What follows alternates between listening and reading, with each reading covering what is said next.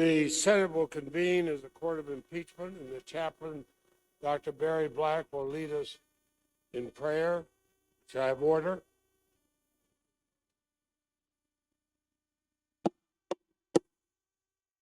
Order, and the chaplain will lead us in prayer. Let us pray. O Lord our God, yesterday this chamber reverberated to a standing ovation for the courage of Officer Eugene Goodman in defending this building and human life. May our legislative jurors strive to emulate his courage in their defense of the United States Constitution. Lord, touch and move them to believe that the end does not justify the means. Help them to remember that the end is inherent and built in to the means. Fill our senators with a spirit that combines common sense with commitment, conscience, and courage. We pray in your merciful name. Amen. Please join me in reciting the Pledge of Allegiance. Allegiance to God, the United States of America, to the republic for which it stands, one nation, under God, indivisible, liberty and justice for all.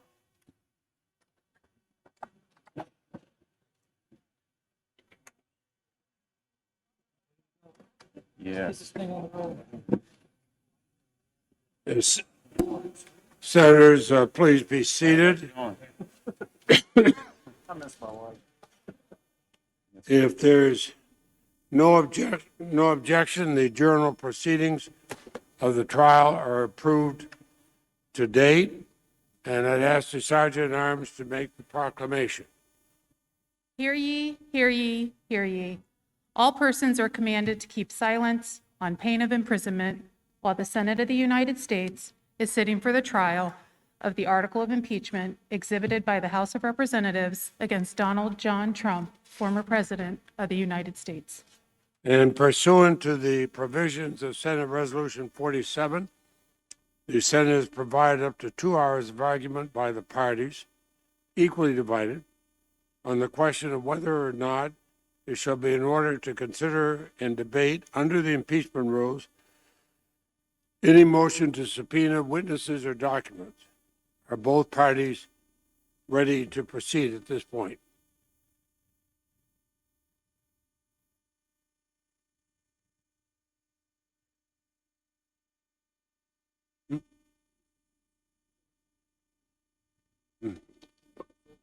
They may proceed.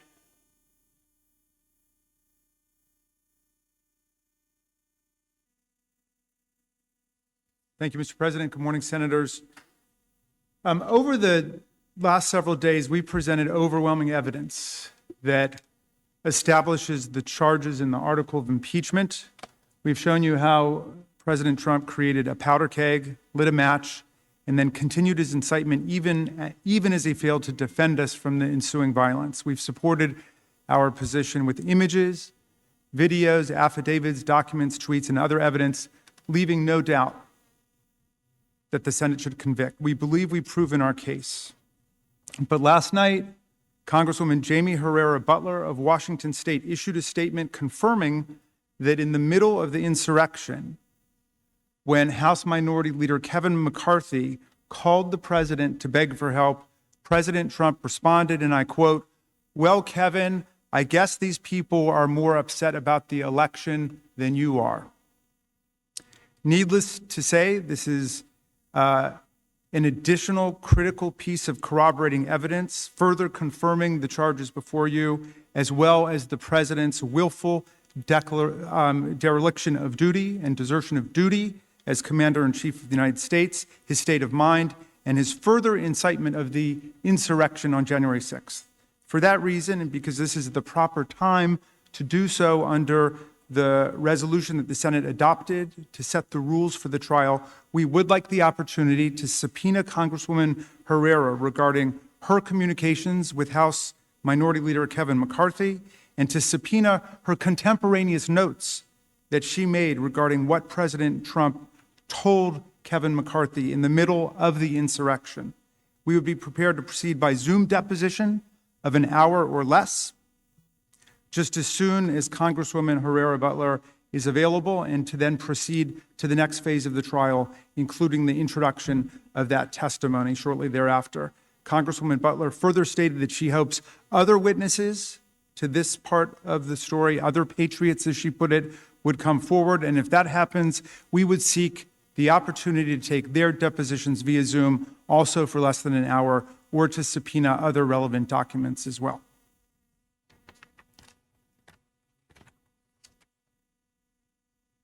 Counsel. President, thank you. Senators, good morning. And good morning to the American people. The first thing I want to say on the issue of witnesses is that the House manager just got up here and described the articles of impeachment and the charges. There is no plural here. That's wrong. There's one article of impeachment and there's one charge, and that's incitement of violence and insurrection. What you all need to know and the American people need to know is, as of late yesterday afternoon, there was a stipulation going around that there weren't going to be any witnesses. But after what happened here in this chamber yesterday, the House managers realized they did not investigate this case before bringing the impeachment. They did not give the proper consideration and work. They didn't put the work in that was necessary to impeach the former president. But if they want to have witnesses, I'm going to need at least over 100 depositions, not just one. The real issue is incitement. They put into their case over 100 witnesses, people who have been charged with crimes by the federal government. And each one of those, they said that Mr. Trump was a co-conspirator with. That's not true. But I have the right to defend that.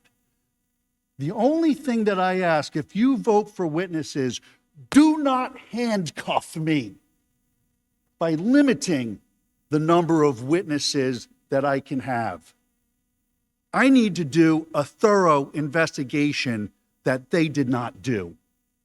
I need to do the 911 style investigation that Nancy Pelosi called for. It should have been done already. It's a dereliction of the House manager's duty that they didn't. And now at the last minute, after a stipulation had apparently been worked out, they want to go back on that. I think that's inappropriate and improper. We should close this case out today. We have each prepared our closing arguments. I had 8 days to get ready for this thing, but we each had those 8 days equally together to prepare ourselves. And the House managers need to live with the case that they brought. But if they don't, please, in all fairness and in all due process, do not limit my ability to discover the truth. That would be another sham. And that's the president's position, my position.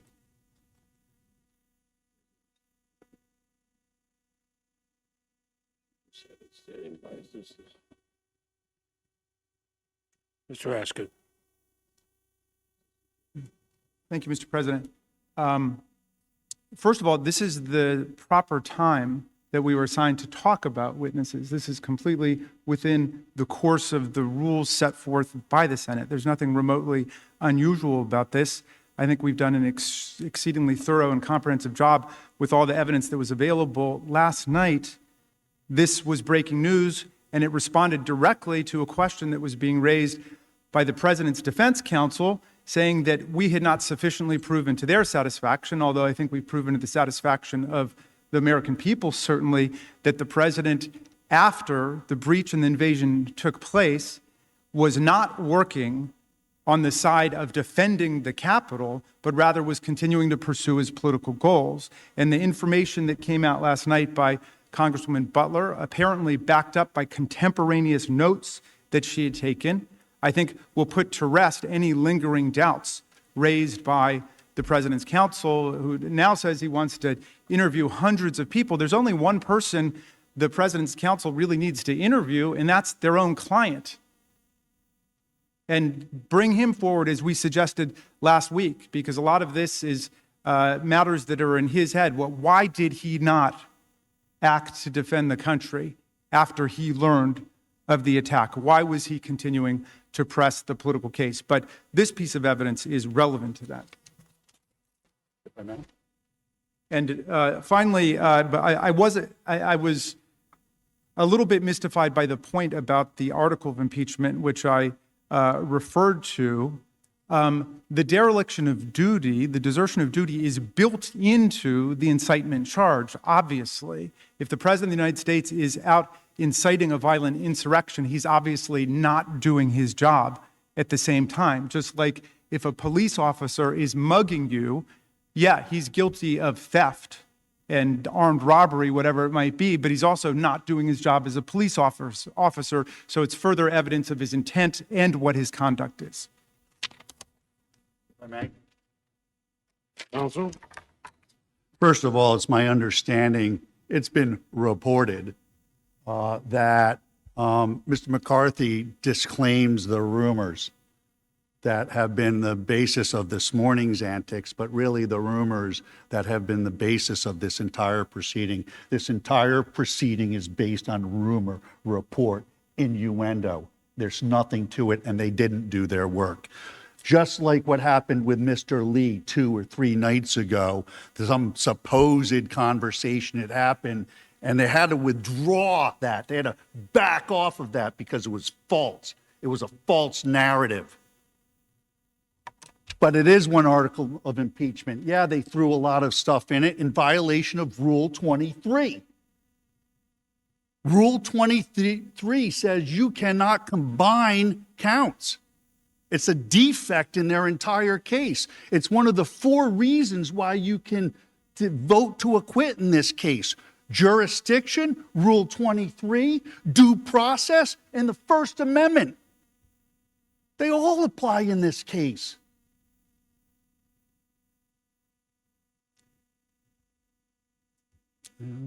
Let me take my own advice and cool the temperature in the room a little bit.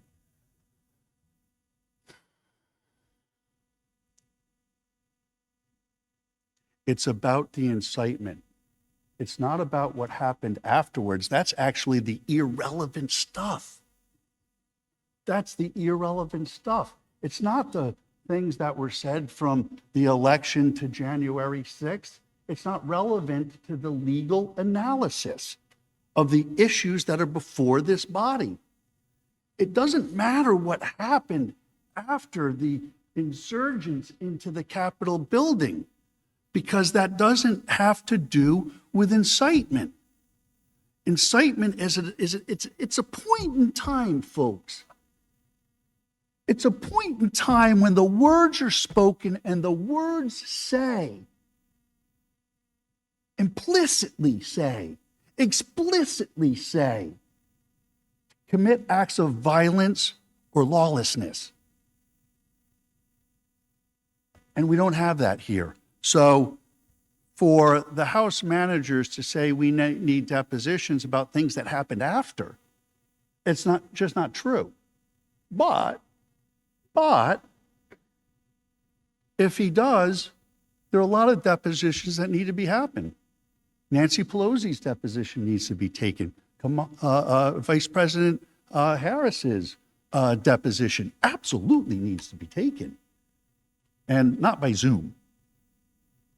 None of these depositions should be done by Zoom. We didn't do this hearing by Zoom. These depositions should be done in person, in my office, in Philadelphia. That's where they should be done. I don't know how many civil lawyers are here, but that's the way it works, folks. When you want somebody's deposition, you send a notice of deposition, and they appear at the place where the notice says. That's civil process. I don't know why you're laughing. It is civil process. That is the way lawyers do it. We send notices of deposition. In the notice of... I would remind everybody that we will have order in I don't have... the chamber during these proceedings.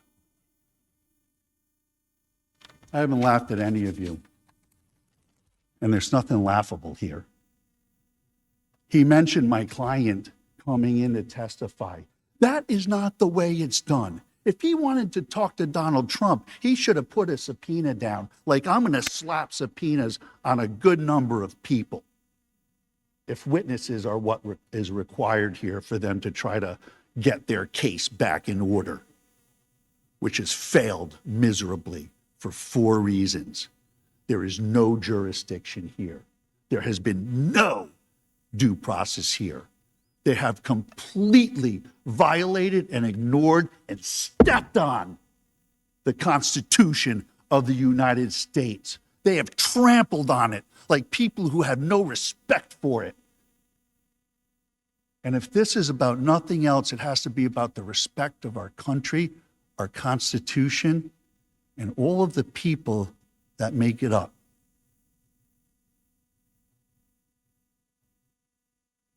And so that I ask, when considering or voting on this witness matter, and to be clear, this may be the time to do it, but again, and everybody needs to know that the backroom politics, I'm not so much into it all, and I'm not too adept at it neither. But there was a stipulation. They felt pretty comfortable after day 2, until their case was tested on day 3.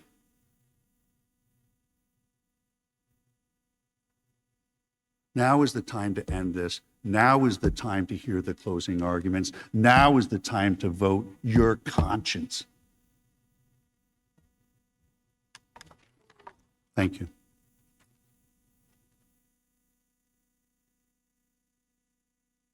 Mr. Raskin? We were involved in no discussions about the stipulation, and I have no further comment. Thank you, Mr. President.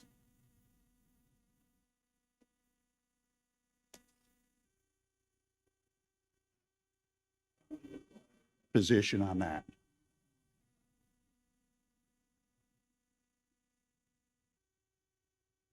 I would remind everybody, as Chief Justice Roberts noted on January 21st, 2020, citing the trial of Charles Swain, 1905, all parties in this chamber must refrain from using language that is not conducive to civil discourse. I listened to Chief Justice Roberts say that. I agreed with him, and I thought for our colleagues, I would repeat it as I did last night.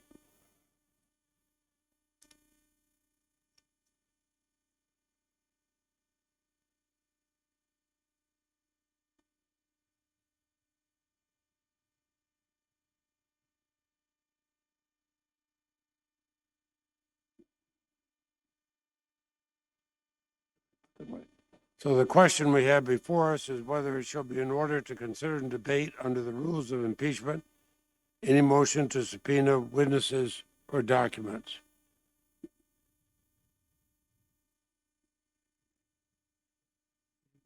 The yeas and nays has been made. Is there a sufficient second? There appears to be there is. The clerk will call the roll. Ms. Baldwin. Mr. Barrasso. Mr. Bennett.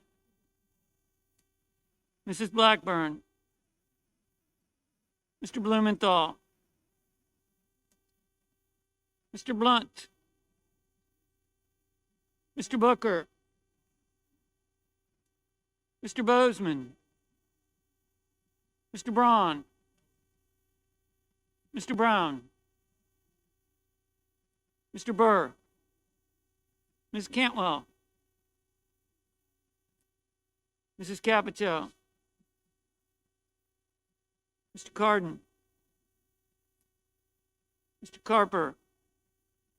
Mr. Casey. Mr. Cassidy. Ms. Collins. Mr. Coons. Mr. Cornyn. Ms. Cortez Masto. Mr. Cotton. Mr. Kramer. Mr. Crapo. Mr. Cruz. Mr. Daines. Ms. Duckworth. Mr. Durbin.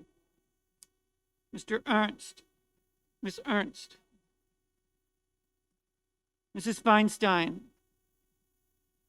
Mrs. Fisher. Mrs. Gillibrand. Mr. Graham. Mr. Grassley. Mr. Haggerty. Ms. Hassan. Mr. Hawley. Mr. Heinrich. Mr. Hickenlooper. Ms. Hirono. Mr. Hoven. Mrs. Hyde-Smith. Mr. Inhofe. Mr. Johnson. Mr. Kane. Mr. Kelly. Mr. Kennedy. Mr. King. Ms. Klobuchar. Mr. Langford. Mr. Laehy. Mr. Lee. Mr. Lujan. Ms. Lummis. Mr. Manchin. Mr. Markey. Mr. Marshall. Mr. McConnell. Mr. Menendez. Mr. Merkley. Mr. Moran. Ms. Murkowski. Mr. Murphy. Mrs. Murray. Mr. Ossoff. Mr. Padilla. Mr. Paul. Mr. Peters. Mr. Portman. Mr. Reed. Mr. Risch. Mr. Romney. Ms. Rosen. Mr. Rounds. Mr. Rubio. Mr. Sanders. Mr. Sass. Mr. Schatz. Mr. Schumer. Mr. Scott of Florida. Mr. Scott of South Carolina. Mrs. Shaheen. Mr. Shelby. Ms. Sinema. Ms. Smith. Ms. Stabenow. Mr. Sullivan. Mr. Tester. Mr. Thune. Mr. Tillis. Mr. Toomey. Mr. Tuberville. Mr. Van Hollen. Mr. Warner. Mr. Warnock. Ms. Warren, Mr. Whitehouse, Mr. Wicker, Mr. Wyden, Mr. Young,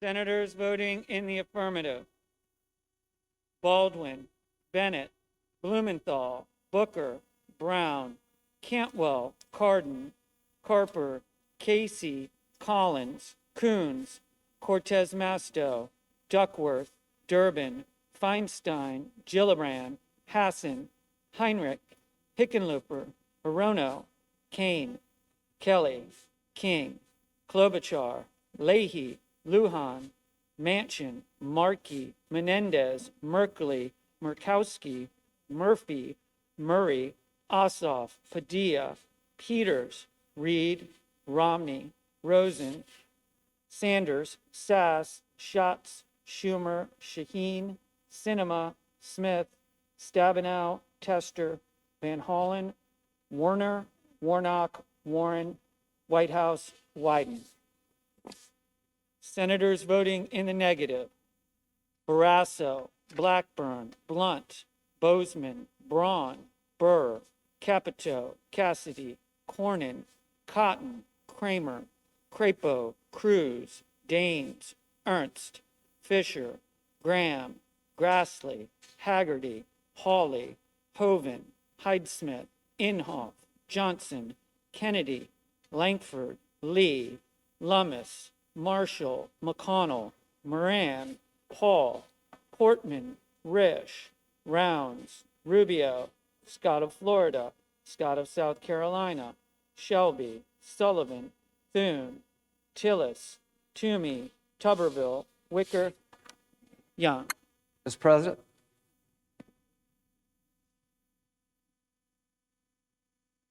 I'd like to change my vote to aye. Mr. Graham. Mr. Graham, aye.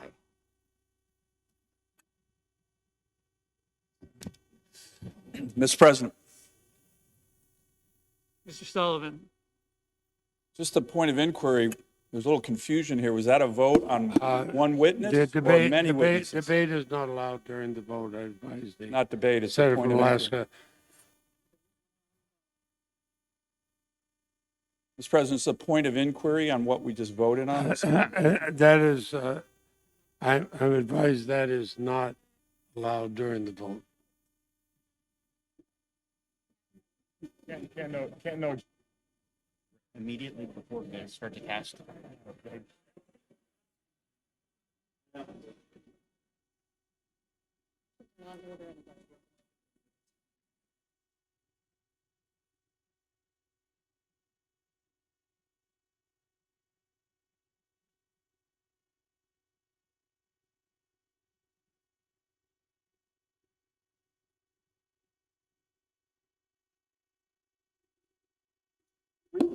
The points of order and debate are not allowed during the vote. That is established Senate procedure that we always follow.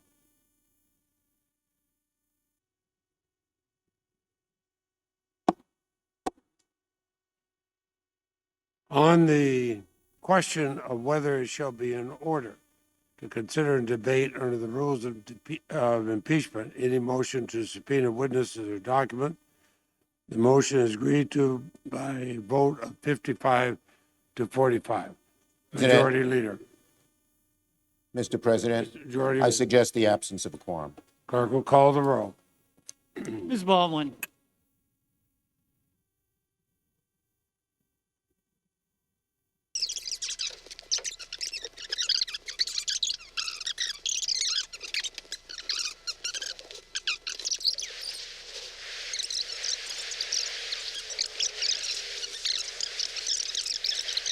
Then it will be in order.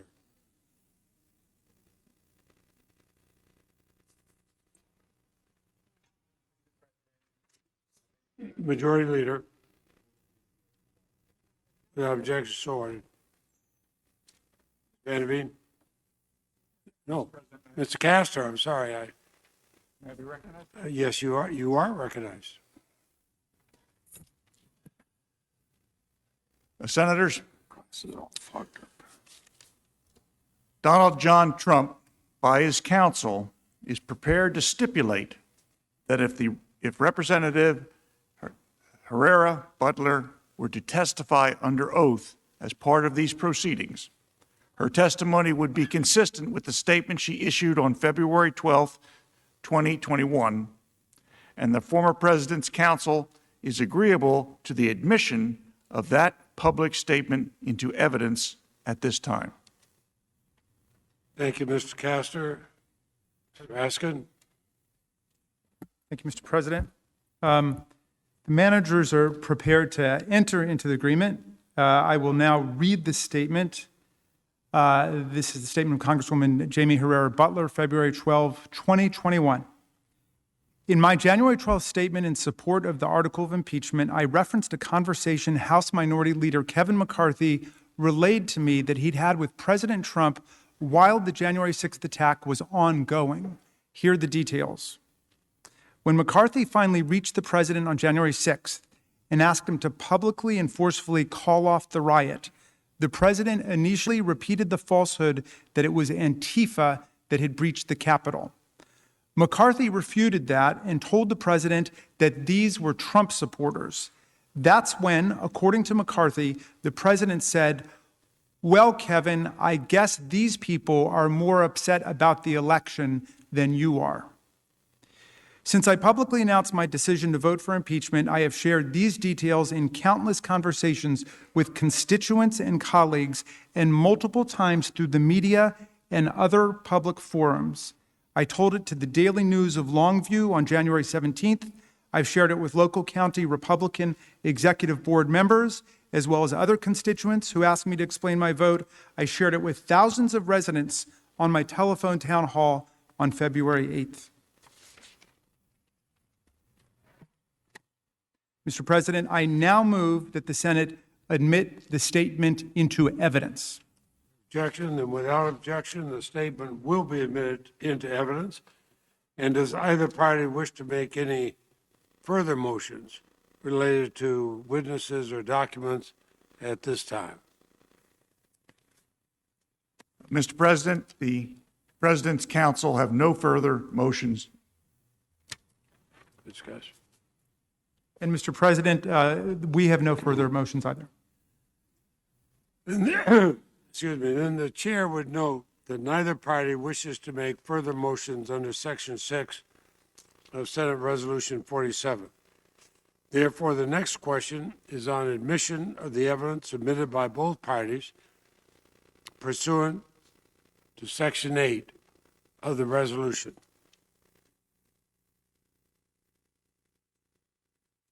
The majority leaders recommend. So now, as we move to another matter, I'm advised that the House managers have no objection to the admission of evidence proposed to be admitted by the former president's counsel under the provisions of Section 8 of Senate Resolution 47, and that the president's counsel have no objections to the evidence proposed to be admitted into evidence by the House managers.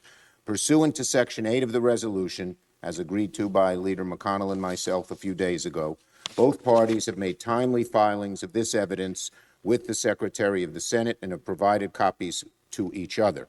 I therefore ask unanimous consent that the Senate dispense with the provisions of Section 8A of Senate Resolution 47, and that the materials submitted by both parties be admitted into evidence, subject to the provisions of Section 8C of that resolution, which provides that the admission of this evidence does not constitute a concession by either party as to the truth of the matters asserted by the other party, and that each senator shall decide for him or herself the weight to be given such evidence.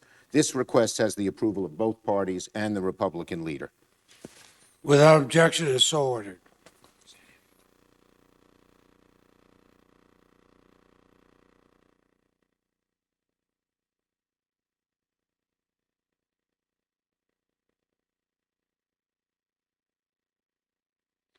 Okay, then pursuant to the provisions of Senate Resolution 47, the Senate has provided for up to 4 hours of closing arguments.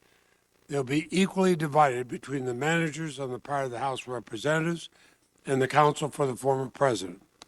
And pursuant to Rule 22 of the Rules of Procedure and Practice in the Senate, when sitting on impeachment trials, the argument shall be open and closed on the part of the House of Representatives.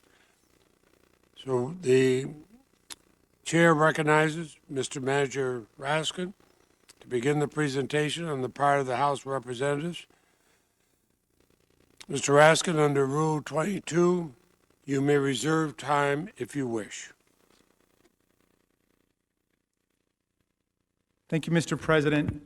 Members of the Senate, before I proceed, it was suggested by defense counsel that Donald Trump's conduct during the attack, as described in Congresswoman Butler's statement, is somehow not part of the constitutional offense for which former President Trump has been charged.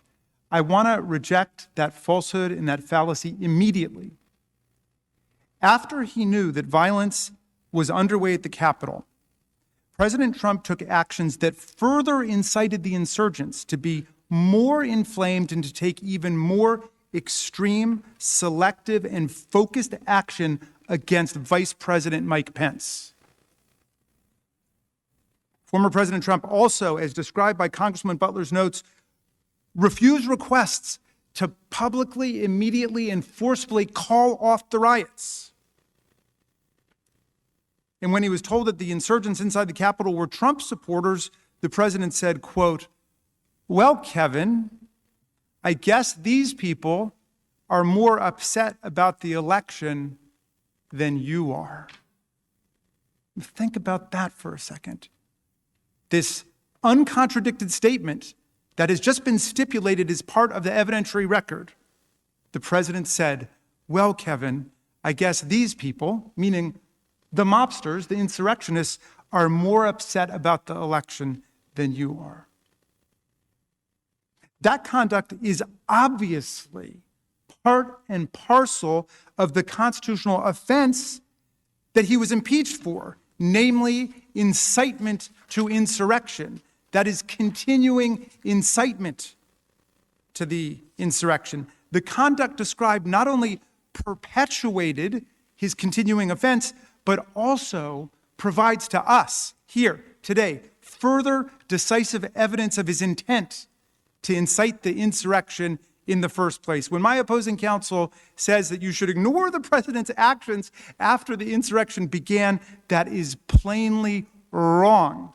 And it, of course, reflects the fact that they have no defense to his outrageous, scandalous, and unconstitutional conduct in the middle of a violent assault on the Capitol that he incited. Senators, think about it for a second. Say you light a fire and you're charged with arson. And the defense counsel says, everything that I did after the fire started is irrelevant. And the court would reject that immediately and say, that's not true at all. It's extremely relevant to whether or not you committed the crime.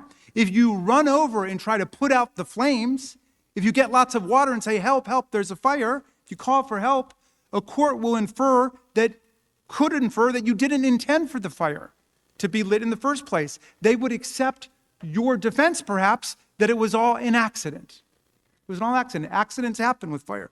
But if, on the other hand, when the fire erupts, you go and you pour more fuel on it, you stand by and you watch it gleefully, any reasonable person will infer that you not only intended the fire to start, but that once it got started and began to spread, you intended to continue to keep the fire going. And that's exactly where we are, my friends. Of course, your conduct while a crime is ongoing is relevant to your culpability, both to the continuation of the offense, but also directly relevant, directly illuminating to what your purpose was originally. What was your intent? And any court in the land would laugh out of court any criminal defendant who said, what I did after I allegedly killed that person is irrelevant to whether or not I intended to kill them. I mean, come on. Donald Trump's refusal not only to send help, but also to continue to further incite the insurgents against his own vice president. His own vice president provides further decisive evidence of both his intent to start this violent insurrection and his continued incitement once the attack had begun to override the Capitol. All right. Senators, that was in response to this new evidentiary particle that came in. But in my closing, I want to thank you for your remarkable attention and your seriousness of purpose befitting your office. We have offered you overwhelming and irrefutable and certainly unrefuted evidence that former President Trump incited this insurrection against us. To quote the statement Representative Liz Cheney made in January, quote, on January 6, 2021, a violent mob attacked the United States Capitol to obstruct the process of our democracy and stop the counting of presidential electoral votes. This insurrection caused injury, death, and destruction in the most sacred space in our republic. She continued, Representative Cheney continued, much more will become clear in coming days and weeks, but what we know now is enough. The President of the United States summoned this mob, assembled this mob, and lit the flame of this attack. Everything that followed was his doing. None of this would have happened without the president. The president could have immediately and forcefully intervened to stop the violence. He did not. There has never been a greater betrayal by the President of the United States of his office and his oath to the Constitution. I will vote to impeach the president. Representative Cheney was right. She based her vote on the facts, on the evidence, and on the Constitution. And the evidence, the video, documentary, eyewitness has only grown stronger and stronger and more detailed right up till today, right up to 10 minutes ago, over the course of this Senate trial. And I have no doubt that you all noticed that despite the various propaganda reels and so on, President Trump's lawyers have said almost nothing to contest or overcome the actual evidence of former President Trump's conduct that we presented. Much less have they brought their client forward to tell us his side of the story. We sent him a letter last week, which they rejected out of hand. The former President of the United States refused to come and tell us, and I ask any of you, if you were charged with inciting violent insurrection against our country, and you were falsely accused, would you come and testify? I know I would. I'd be there at 7 o'clock in the morning waiting for the doors to open. I'm sure that's true of 100 senators in this room. I hope it's true of 100 senators in this room. Senate was lectured several times yesterday about cancel culture. Well, not even 2 weeks ago, the president's most reliable supporters in the House, I'm sorry, not the president, the former president's most reliable supporters in the House tried to cancel out Representative Cheney because of her courageous and patriotic defense of the Republic and the truth and the Constitution. They tried to strip her of her leading role as chair of the House Republican Conference. But you know what? I hope everybody takes a second to reflect on this. The conference rejected this plainly retaliatory and cowardly attempt to punish her for telling the truth to her constituents and her country and voting for impeachment. Who says you can't stand up against bullies? Who says? In my mind, Liz Cheney is a hero for standing up for the truth and this retaliatory cancel culture that she was subjected to. But she beat them on a vote of 145 to 61, more than 2-to-1 vote. You know, Ben Franklin, a great champion of the Enlightenment, an enemy of political fanaticism and cowardice, and of course another great Philadelphian, once wrote this: I have observed that wrong is always growing more wrong until there is no bearing it anymore, and that right however opposed, comes right at last. Comes right at last. Think about that. This is America, home of the brave, land of the free. The America of Ben Franklin, who said, if you make yourself a sheep, the wolves will eat you. Don't make yourself a sheep. The wolves will eat you. The America of Thomas Jefferson, who said at another difficult moment, a little patience and we shall see the reign of witches pass over, their spirits dissolve, and the people, recovering their true sight, restore their government to its true principles. The America of Tom Paine, who said, the mind, once enlightened, cannot again become dark.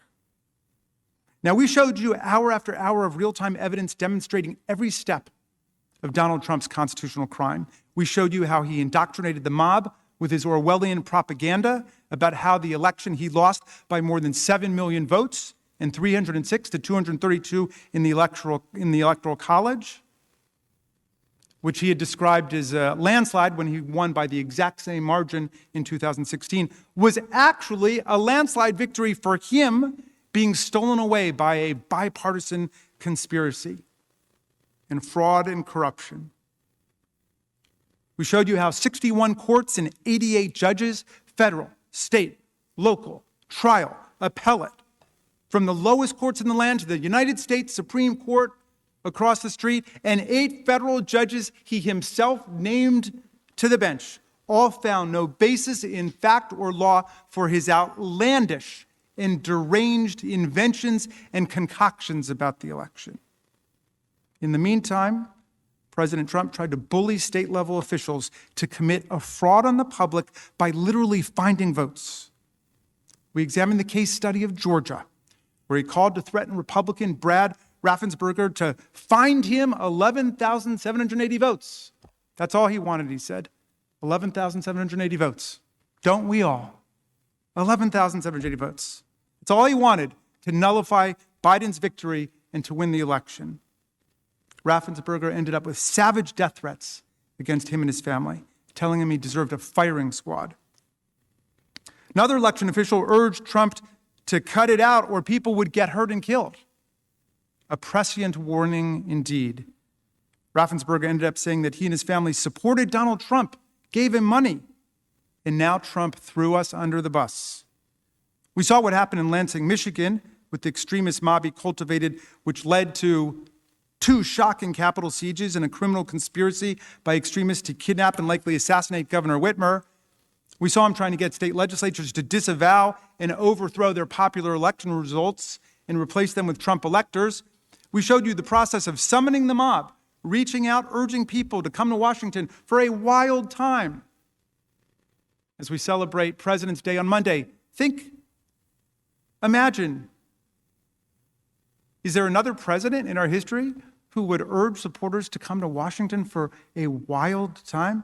You saw how he embraced violent extremist elements like the Proud Boys, who were told in a nationally televised presidential candidate debate to stand back and stand by, which became their official slogan as they converged on Washington with other extremist and seditious groups and competed to be the lead stormtroopers of the attack on this building.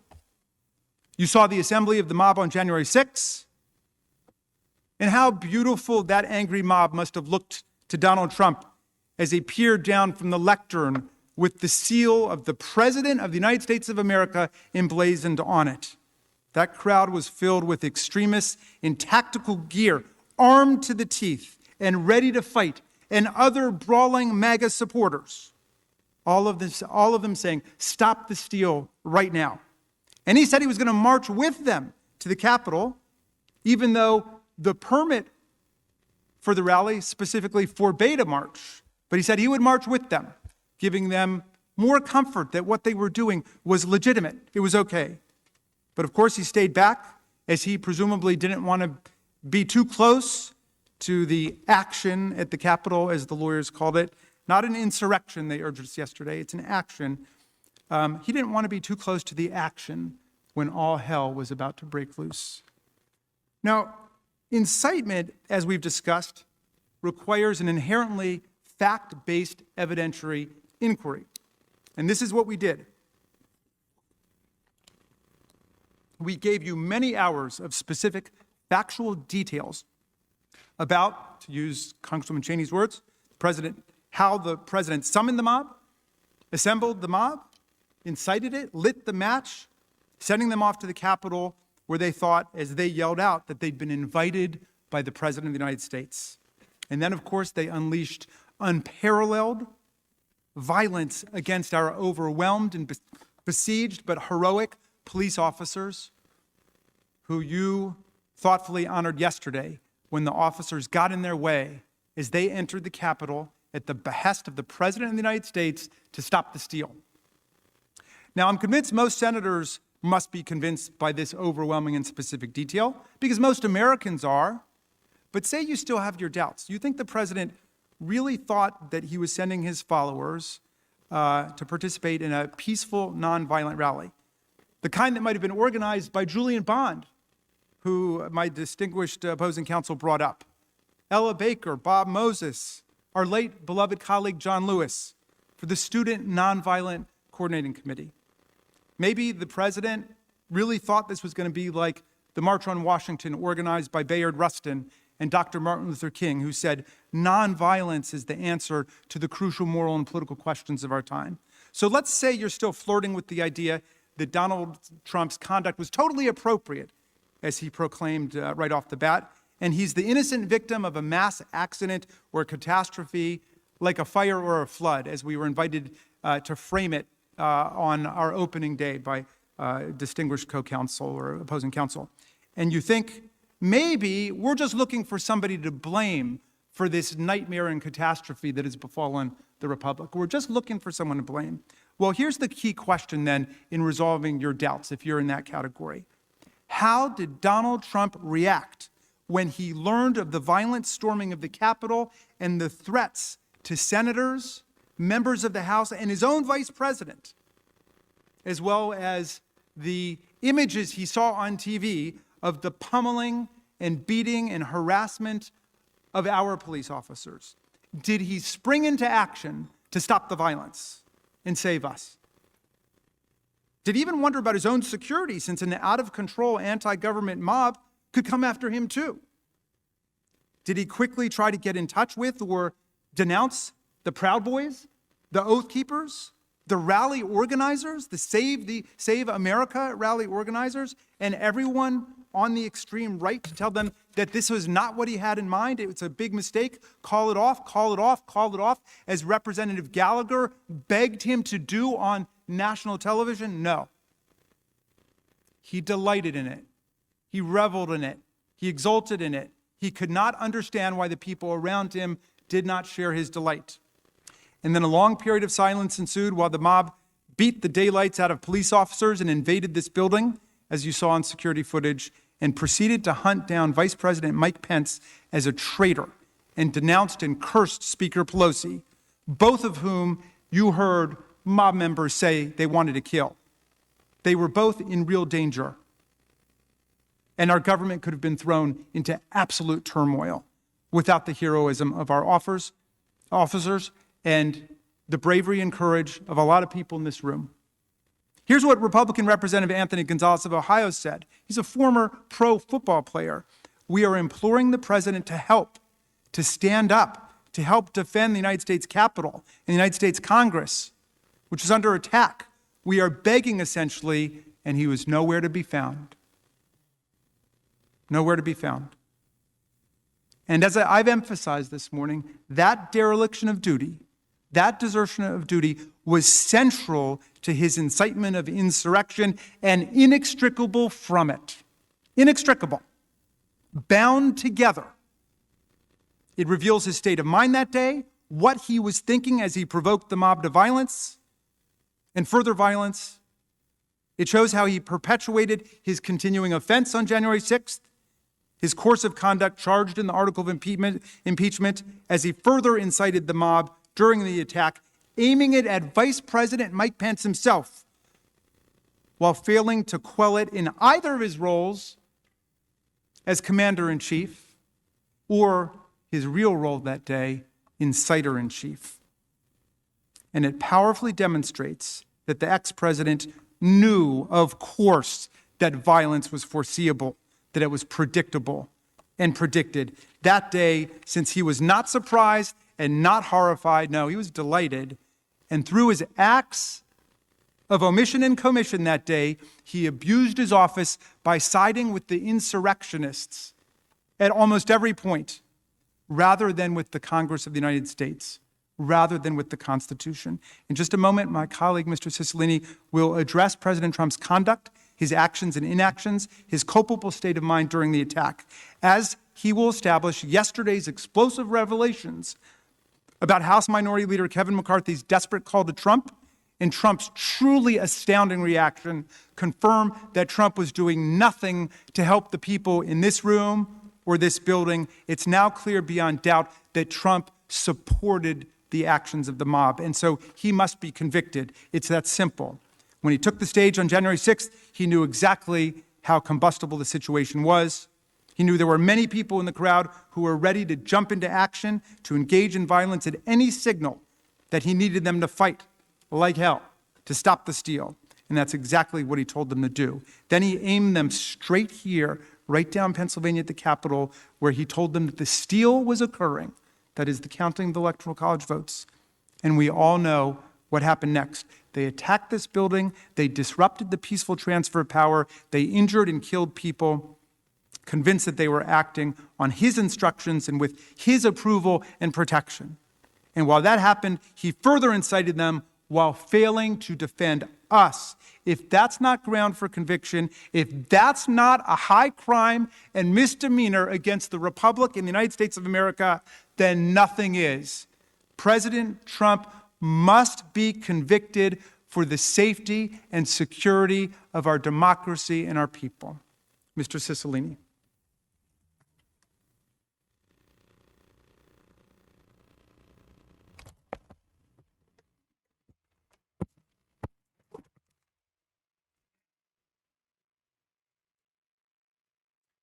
Mr. President, distinguished senators, as we've demonstrated, there is overwhelming evidence that President Trump incited the violence and knew violence was foreseeable on January 6th. He knew that many in the crowd were posed for violence at his urging. And in fact, many in the sea of thousands in the crowd were wearing body armor and helmets and holding sticks and flagpoles. And then he not only provoked that very same crowd, but aimed them at the Capitol. He literally pointed at this building, at us, during his speech. He pointed to the building where Congress was going to certify the election results and where he knew the vice president himself was presiding over the process. Now, no one is suggesting that President Trump intended every detail of what happened on January 6th. But when he directed the sea of thousands before him, who were reportedly ready to engage in real violence, when he told that crowd to fight like hell, he incited violence targeted at the Capitol, and he most certainly foresaw it. My colleague, Manager Dean, will stand up after me and walk you through the overwhelming evidence that supports those claims. I want to start, though, by talking about what happened after that. There was a lot of discussion yesterday about what the president knew and when he knew it. There are certain things that we do not know about what the president did that day, because the president, that is former President Trump, has remained silent about what he was doing during one of the bloodiest attacks on our Capitol since 1812. Despite a full and fair opportunity to come forward, he's refused to come and tell his story. As Manager Raskin said, we would all do that. In fact, I would insist on it. If I were accused of a grave and serious crime that I was innocent of, I would demand the right to tell my side of the story. President Trump declined. But there are certain facts that are undisputed, that we know to be true despite the president's refusal to testify, which his counsel either ignored entirely or didn't and couldn't dispute. Before I go to those facts, let me quickly just touch on a few things. First, President Trump and his counsel have resorted to arguments that the evidence presented was somehow manufactured or hidden from them. And I want to be very clear about this because this is important. In terms of the timing of when they received materials here, defense counsel had access to all materials when they were entitled to have them under Senate Resolution 47. And they cannot and have not alleged otherwise. As to their desperate claim that evidence was somehow manufactured, they have not alleged that one tweet from their client was actually inaccurate, nor can they. We got these tweets, which are, of course, statements from the former president, from a public archive, and they are all correct. You also know the president's claims about evidence being manipulated also are untrue because they didn't even object to the introduction of the evidence when they had the opportunity to do so. So I hope we can now set those issues aside and turn to the facts of this case and really set the record straight about the undisputed facts in this case, about what the president knew that day and when he knew it. And at the outset, let me say this. As you may recall, in direct response to a question yesterday, President Trump's counsel stated, and I quote, "At no point was the president informed the vice president was in any danger," end quote. As we walk through these undisputed facts, you will see quite clearly that is simply not true. As you can see here, from just after 12 p.m. to just before 2 p.m., President Trump delivered his statements at the rally, which incited an initial wave of protesters coming down to the Capitol. And his speech was still ongoing, and you saw the evidence of people broadcasting that on their phones. He finished his speech at about 1:11 p.m., at which point a much larger wave surged toward us here at the Capitol, ripping down scaffolding and triggering calls for law enforcement assistance. 30 minutes later, at 1:49 p.m., as the violence intensified, President Trump tweeted a video of his remarks at the rally with the caption, quote, "Our country has had enough. We will not take it anymore, and that's what this is all about," end quote. During the half hour following that tweet, the situation here drastically deteriorated. Insurrectionists breached the Capitol barriers, then its steps, then the complex itself. By 2:12, the insurrectionist mob had overwhelmed the police and started their violent attack on the Capitol. And as you all know, this attack occurred and played out on live television. Every major network was showing it. We've shown you during the course of this trial, side by side, exactly what the president would have seen on TV or his Twitter account. We've also shown you that he would have seen around 2:12 p.m. images of Vice President Pence being rushed off the Senate floor. Now, I won't replay all of that for you, but for timing purposes, here's the footage reacting to Vice President Pence leaving the floor.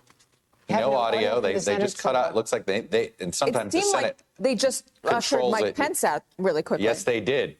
That's exactly what just happened there. They ushered Mike Pence out. They moved him fast. I saw the motions too. Defense counsel seems to suggest that somehow the president of the United States was not aware of this. That the president had no idea that his vice president had been evacuated from the Senate floor for his safety because violent rioters had broken into the Capitol with thousands more coming, and with the Capitol Police completely overwhelmed. This was on live television.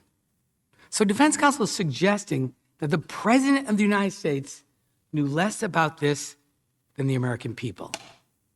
This is just not possible. That the Secret Service failed to mention that his vice president was being rushed from the Senate for his own protection. That nobody in the White House thought to alert him.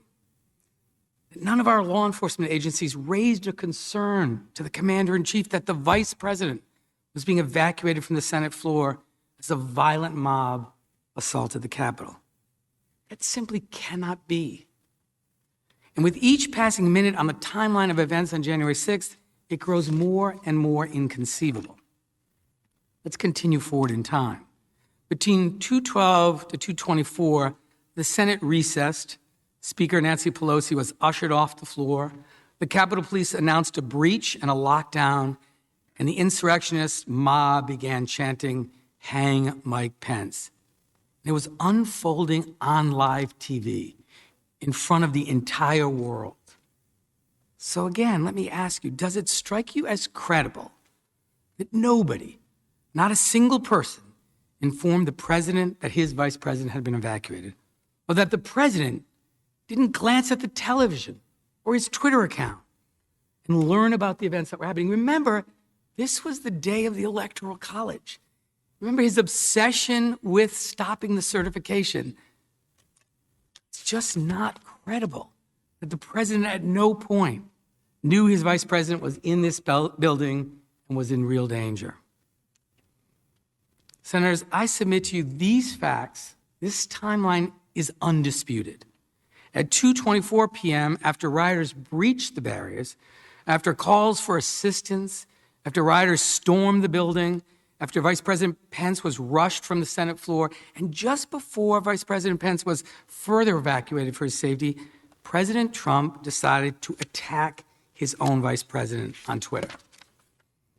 The undisputed facts confirm that not only must President Trump have been aware of the vice president's danger, but he still sent out a tweet attacking him, further inciting the very mob that was in just a few feet of him inside of this very building. The vice president was there with his family. He was in danger for his life. They were chanting, "Hang Mike Pence," and had erected a noose outside. And as we've shown, the mob responded to President Trump's attack instantly. The tweet was read aloud on a bullhorn, if you remember that video. Insurrectionists began chanting again about Mike Pence. And in those critical moments, we see President Trump engaging in a dereliction of his duty by further inciting the mob in real time to target the vice president with knowledge that the insurrection was ongoing. And that's, of course, included in the conduct charged in this article of impeachment. The former president's counsel's suggestion otherwise is completely wrong. His further incitement is impeachable conduct that continued during the course of this assault itself, and it's part of the constitutional crime and was entirely and completely a part of his indefensible failure to protect the Congress. Now, there's been some confusion as to the phone call I referenced with Senator Lee. So I want to be clear about certain facts that are not in dispute. First, Senator Lee has confirmed that the call occurred at 2:26 p.m., so I've added that to the timeline above.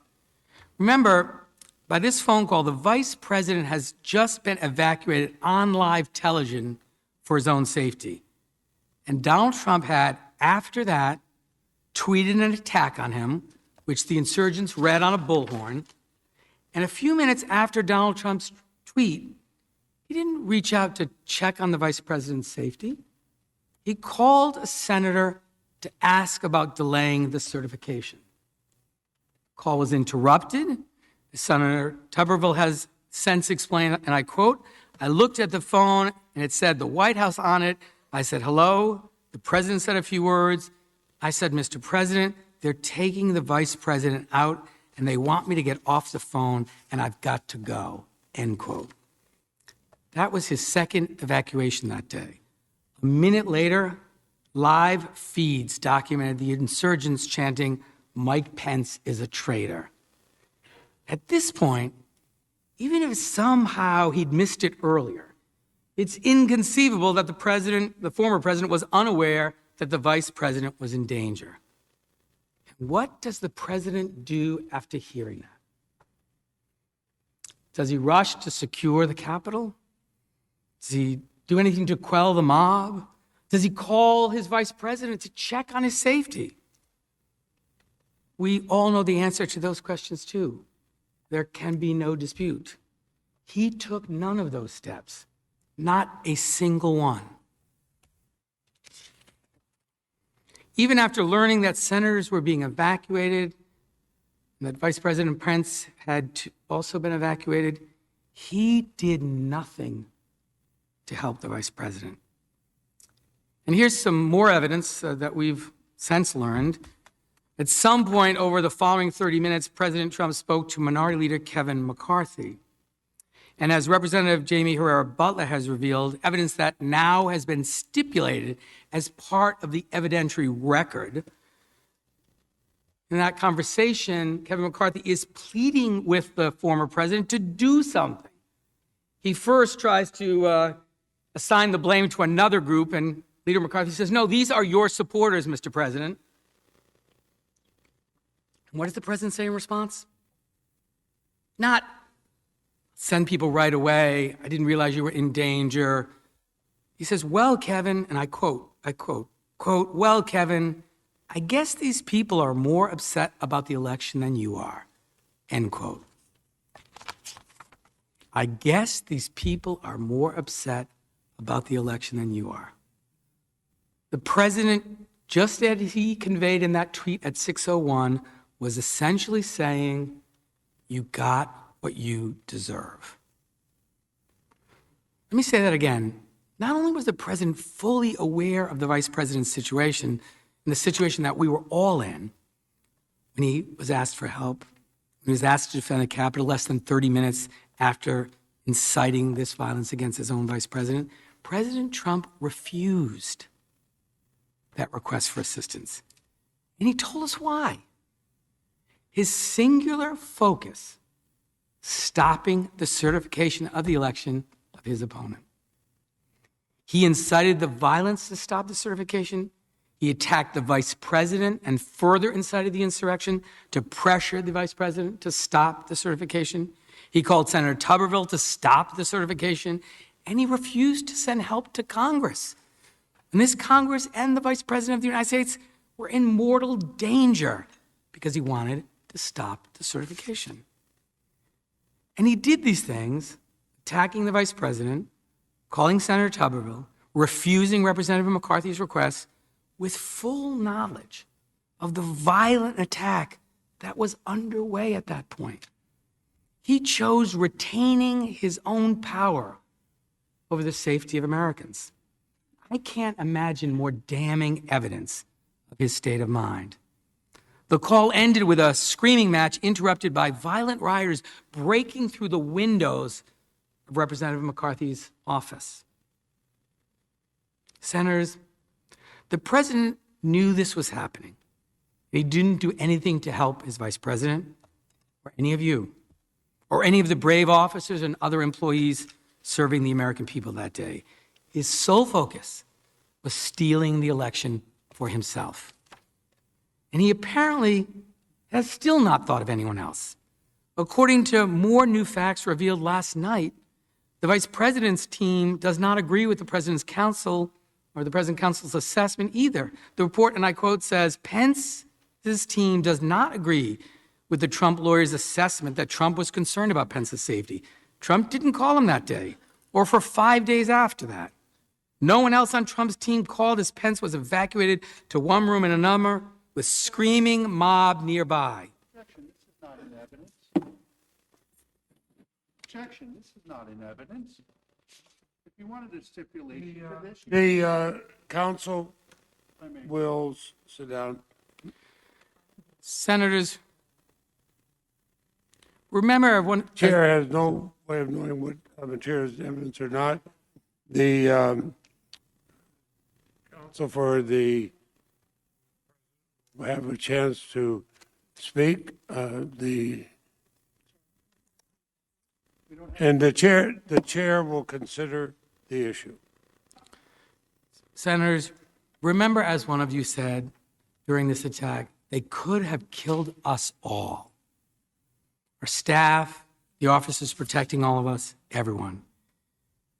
And President Trump not only incited it, but continued inciting it as it occurred with attacks on his vice president, and then willfully refused to defend us, furthering his provocation and incitement by the mob, siding with the mob, siding with the violent insurrectionists, criminals who killed and injured police officers sworn to protect us because they were, quote, more upset about the election than Leader McCarthy.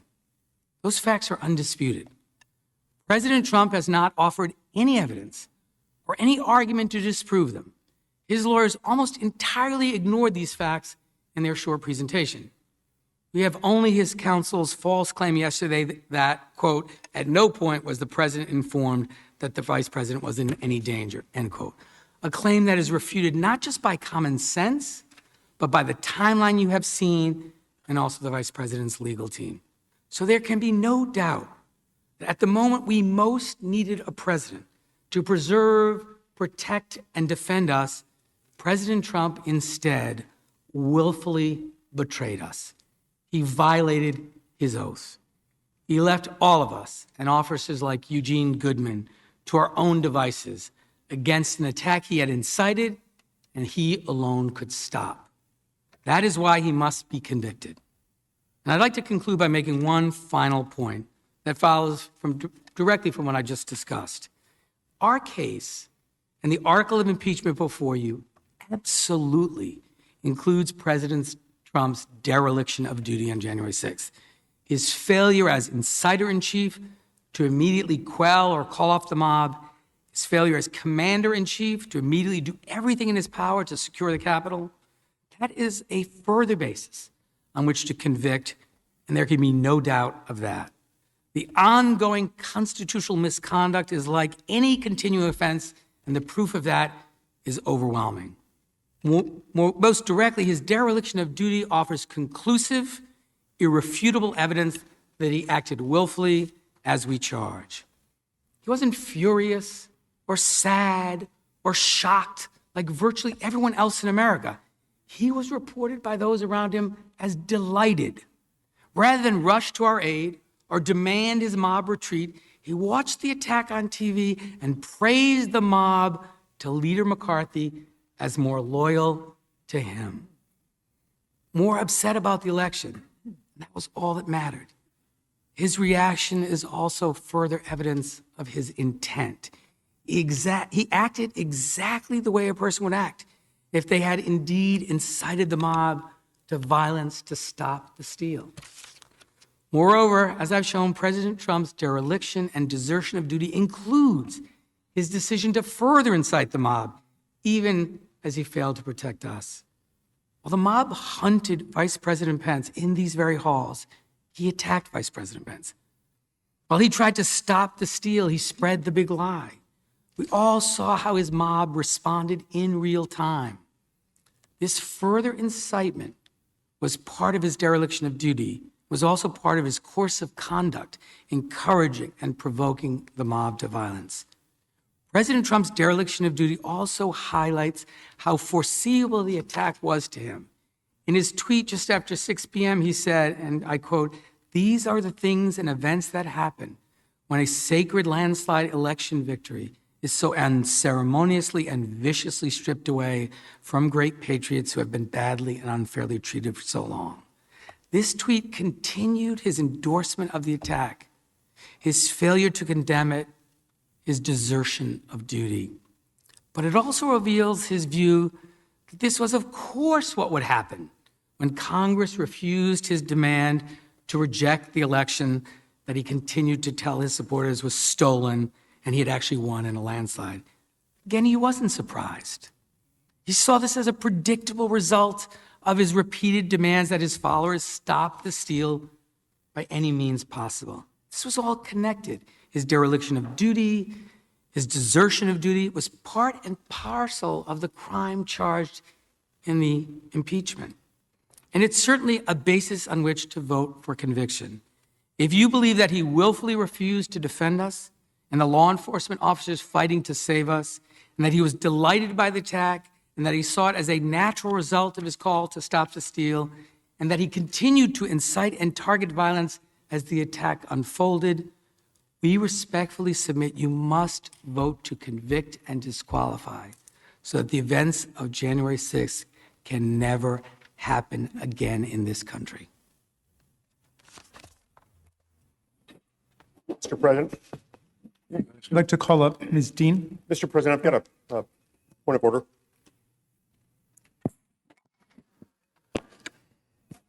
Mr. President, moments ago, House Manager Cicilline reported again. The senator will withhold. I'm advised by the parliamentarian that debate is not in order. that debate is not in order because this is not debate.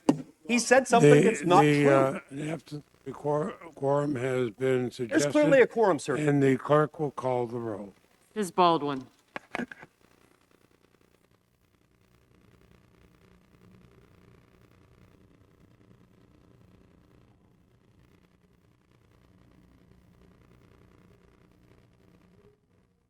Consent to suspend the quorum call.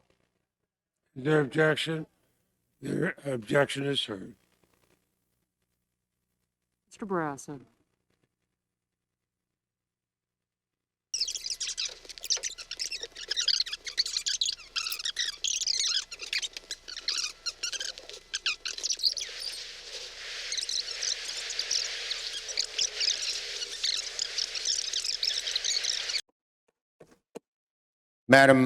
Mr. President, Majority Leader. I ask unanimous consent the quorum be dispensed with. Without objection, so ordered. Mr. President, The senator from Utah. I withdraw my appeal.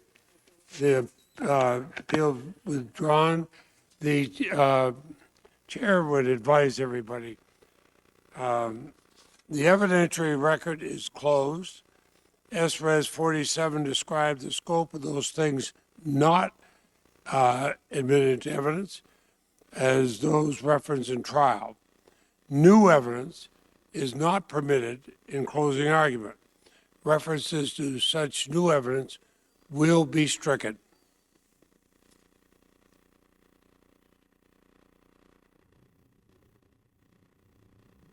Addition.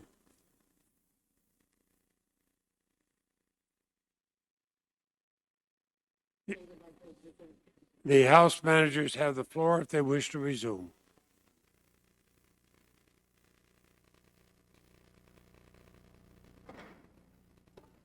House managers.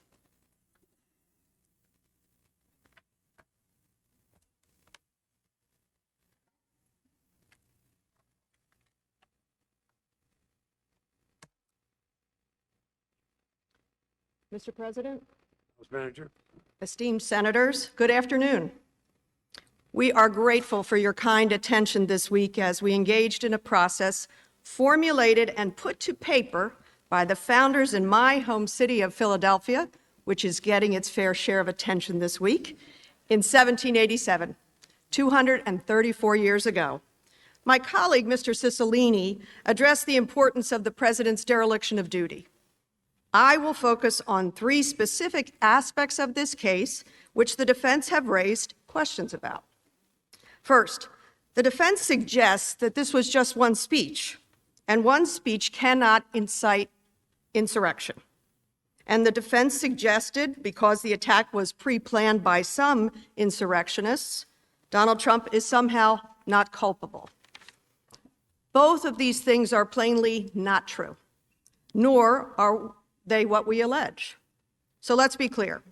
We are not suggesting that Donald Trump's January 6th speech by itself incited the attack. We have shown that his course of conduct leading up to and including that speech incited the attack. The defense is correct that the insurrection was pre-planned. That supports our point. We argued, and the evidence overwhelmingly confirms, that Donald Trump's conduct over many months incited his supporters to believe, one, his big lie, that the only way he could lose was if the election was rigged. Two, that to ensure the election would not be stolen, to prevent the fraud, they had to stop the steal. And three, they had to fight to stop the steal or they would not have a country anymore. This conduct took time, and it culminated in Donald Trump sending a save the date on December the 19th, 18 days before the attack, telling his base exactly when, where, and who to fight. And while he was doing this, he spent $50 million from his legal defense fund to simultaneously broadcast his message to stop the steal over all major networks. Donald Trump invited them, he incited them, then he directed them. Here are a few clips that will help bring that story to light.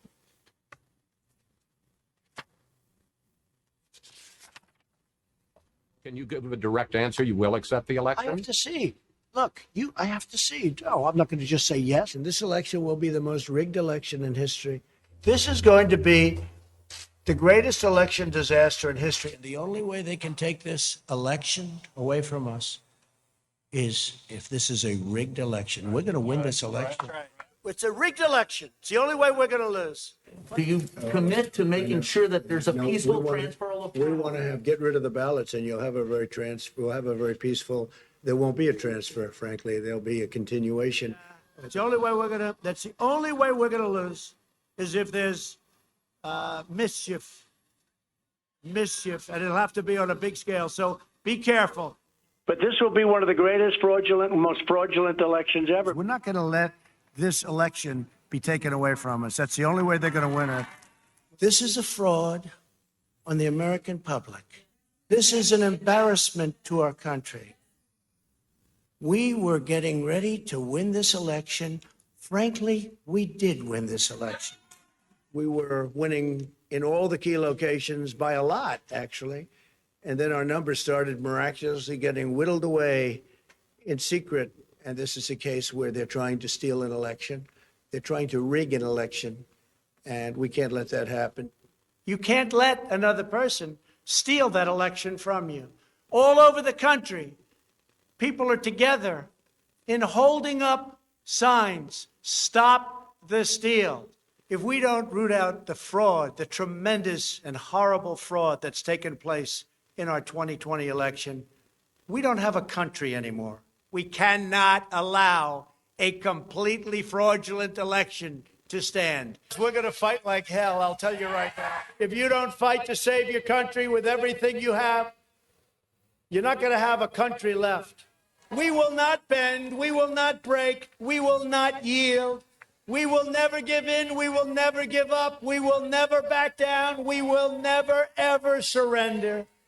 All of us here today do not want to see our election victory stolen. We will never give up. We will never concede. It doesn't happen. You don't concede when there's theft involved.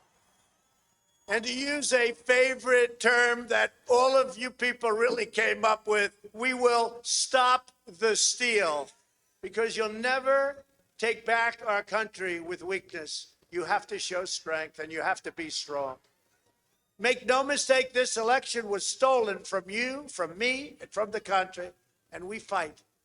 We fight like hell. And if you don't fight like hell, you're not going to have a country anymore. Our point is this was not one speech. This was a deliberate, purposeful effort by Donald Trump over many months that resulted in the well-organized mob's attack on January the 6th. That brings me to my second point, the violence. Defense counsel argues that there is no way that Donald Trump could have known what would happen.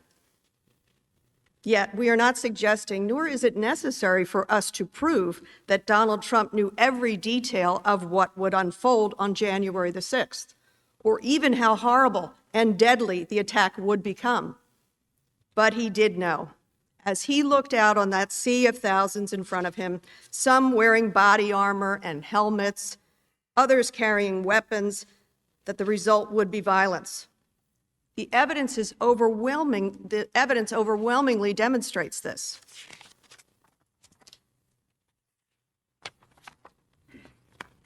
A few points on this. Donald Trump knew the people he was inciting leading up to January the 6th. He saw the violence they were capable of. He had a pattern and practice of praising and encouraging supporters of violence, never condemning it.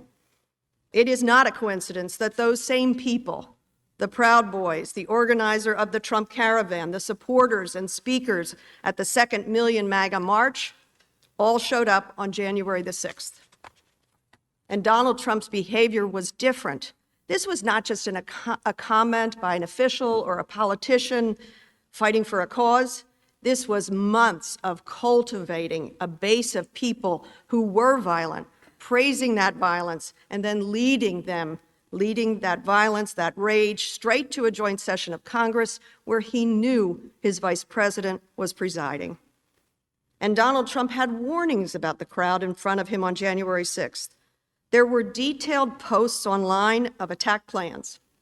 Law enforcement warned that these posts were real threats and even made arrests in the days leading up to the attack. There were credible reports that many would be armed and ready to attack the Capitol. Despite these credible warnings of serious, dangerous threats to our Capitol, when the crowd was standing in front of the president, ready to take orders and attack, he said, "We're going to the Capitol, and we fight like hell, and if you don't fight like hell, you're not going to have a country anymore." Here's a short clip. What do you want to call them? Give me a name. Give me a White name. Go ahead. supremacists and Who would right you like me to condemn? white supremacists and right Proud Boys, stand back and stand by. Welcome to the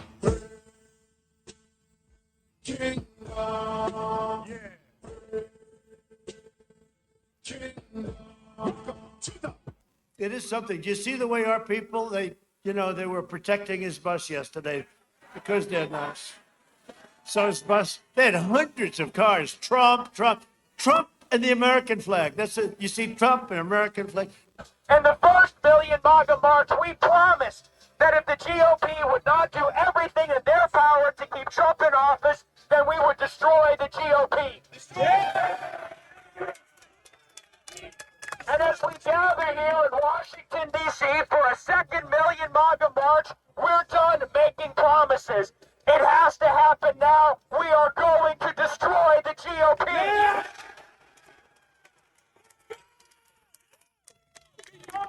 Let's go! Destroy the GOP! Destroy the GOP! Because you'll never take back our country with weakness. You have to show strength and you have to be strong.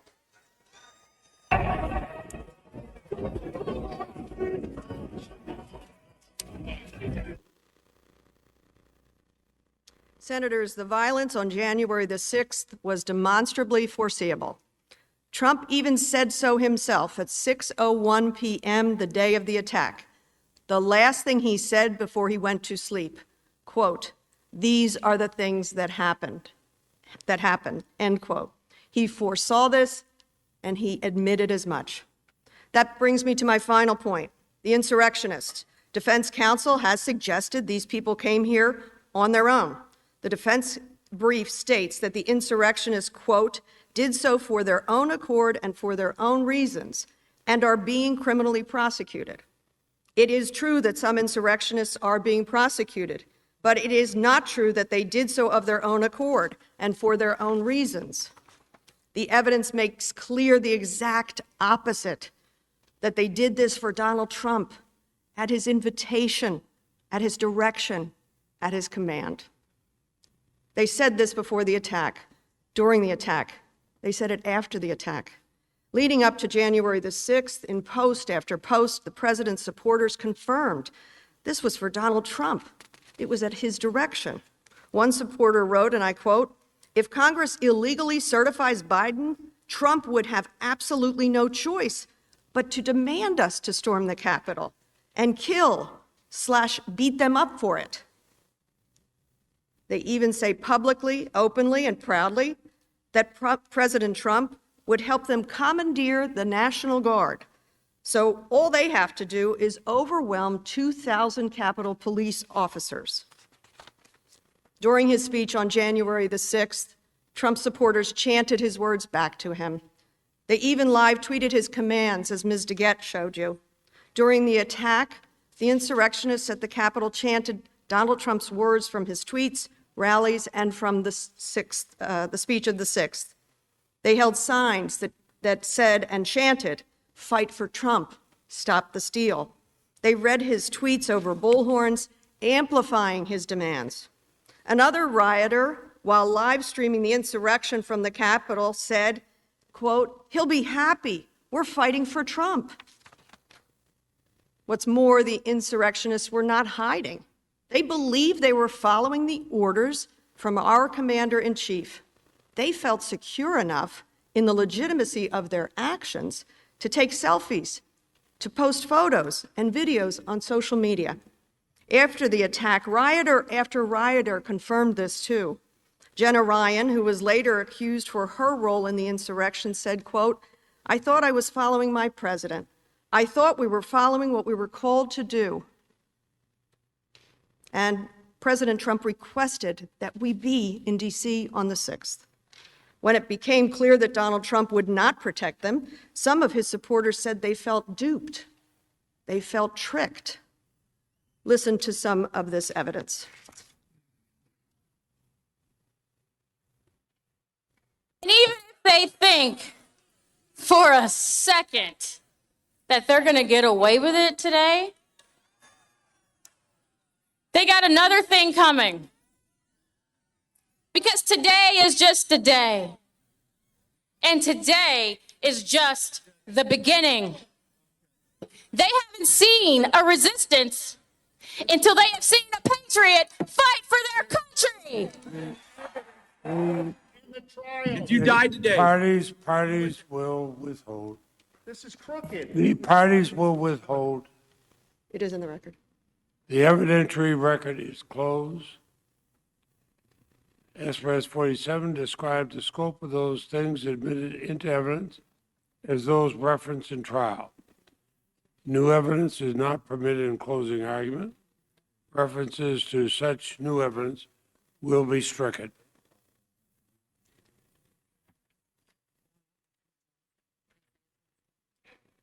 Who yields time?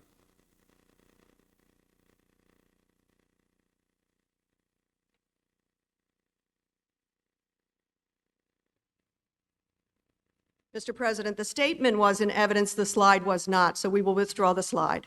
But the statement was in evidence.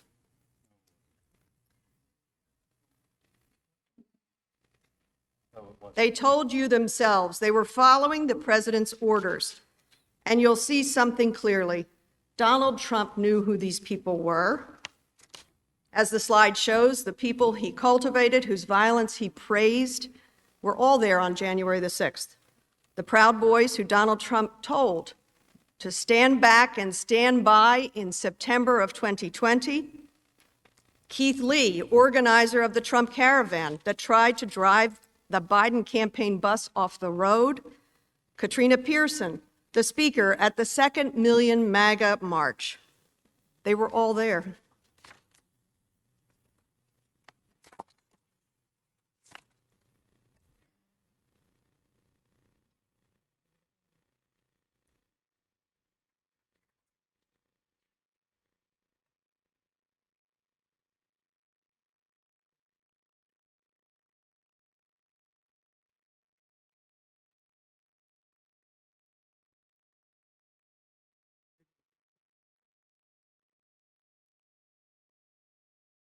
The video you're about to see is in the record.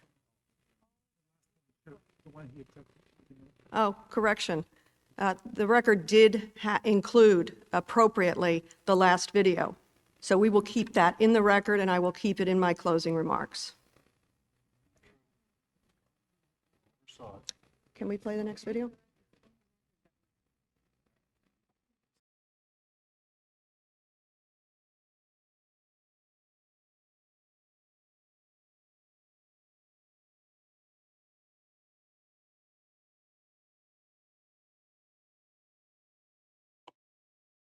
Senators will take their seats. The Senate will be in order.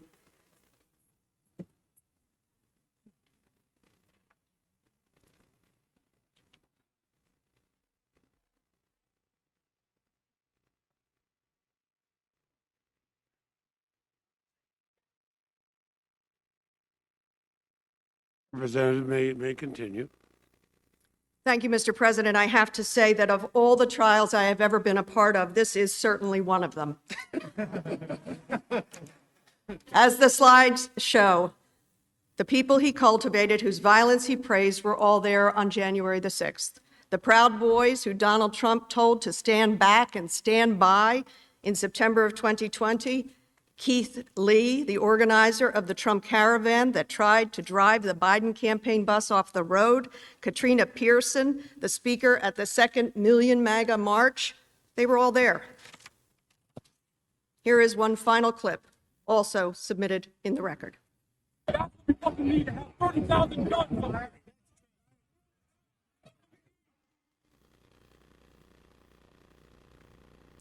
Senators, some of the insurrectionists are facing criminal charges.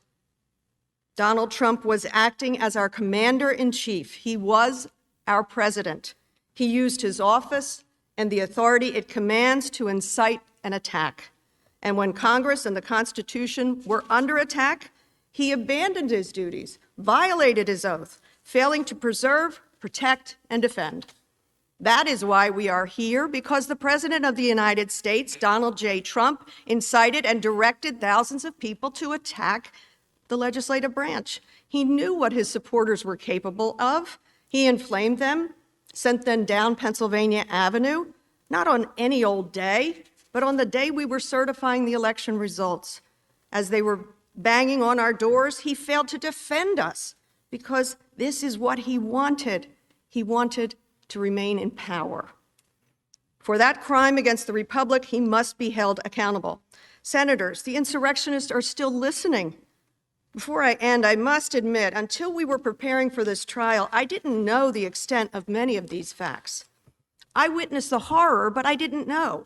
I didn't know how deliberate the president's planning was, how he had invested in it, how many times he incited his supporters with these lies, how carefully and consistently he incited them to violence on January the 6th.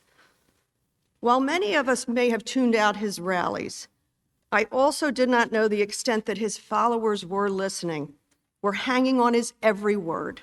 And honestly, I did not know how close the mob actually came to their violent ends, that they were just steps away from all of us, that the death toll could have been much higher, but for the bravery of men and women who protected us. But now we know.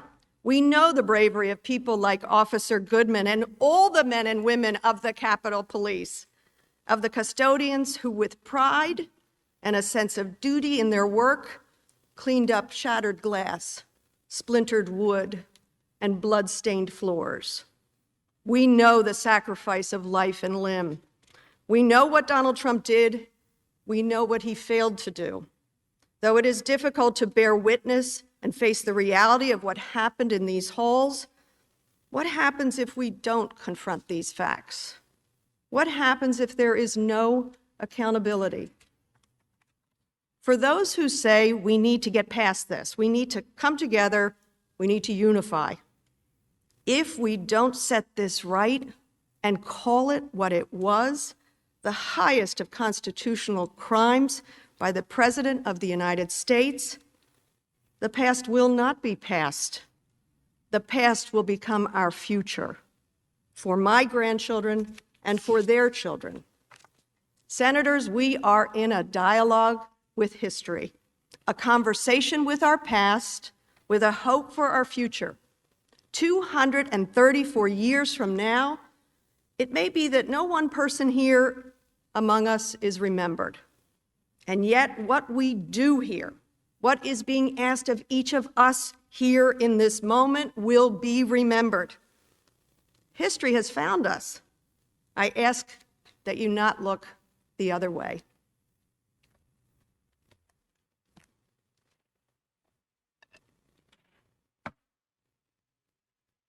I'd now like to bring up Mr. Neguse.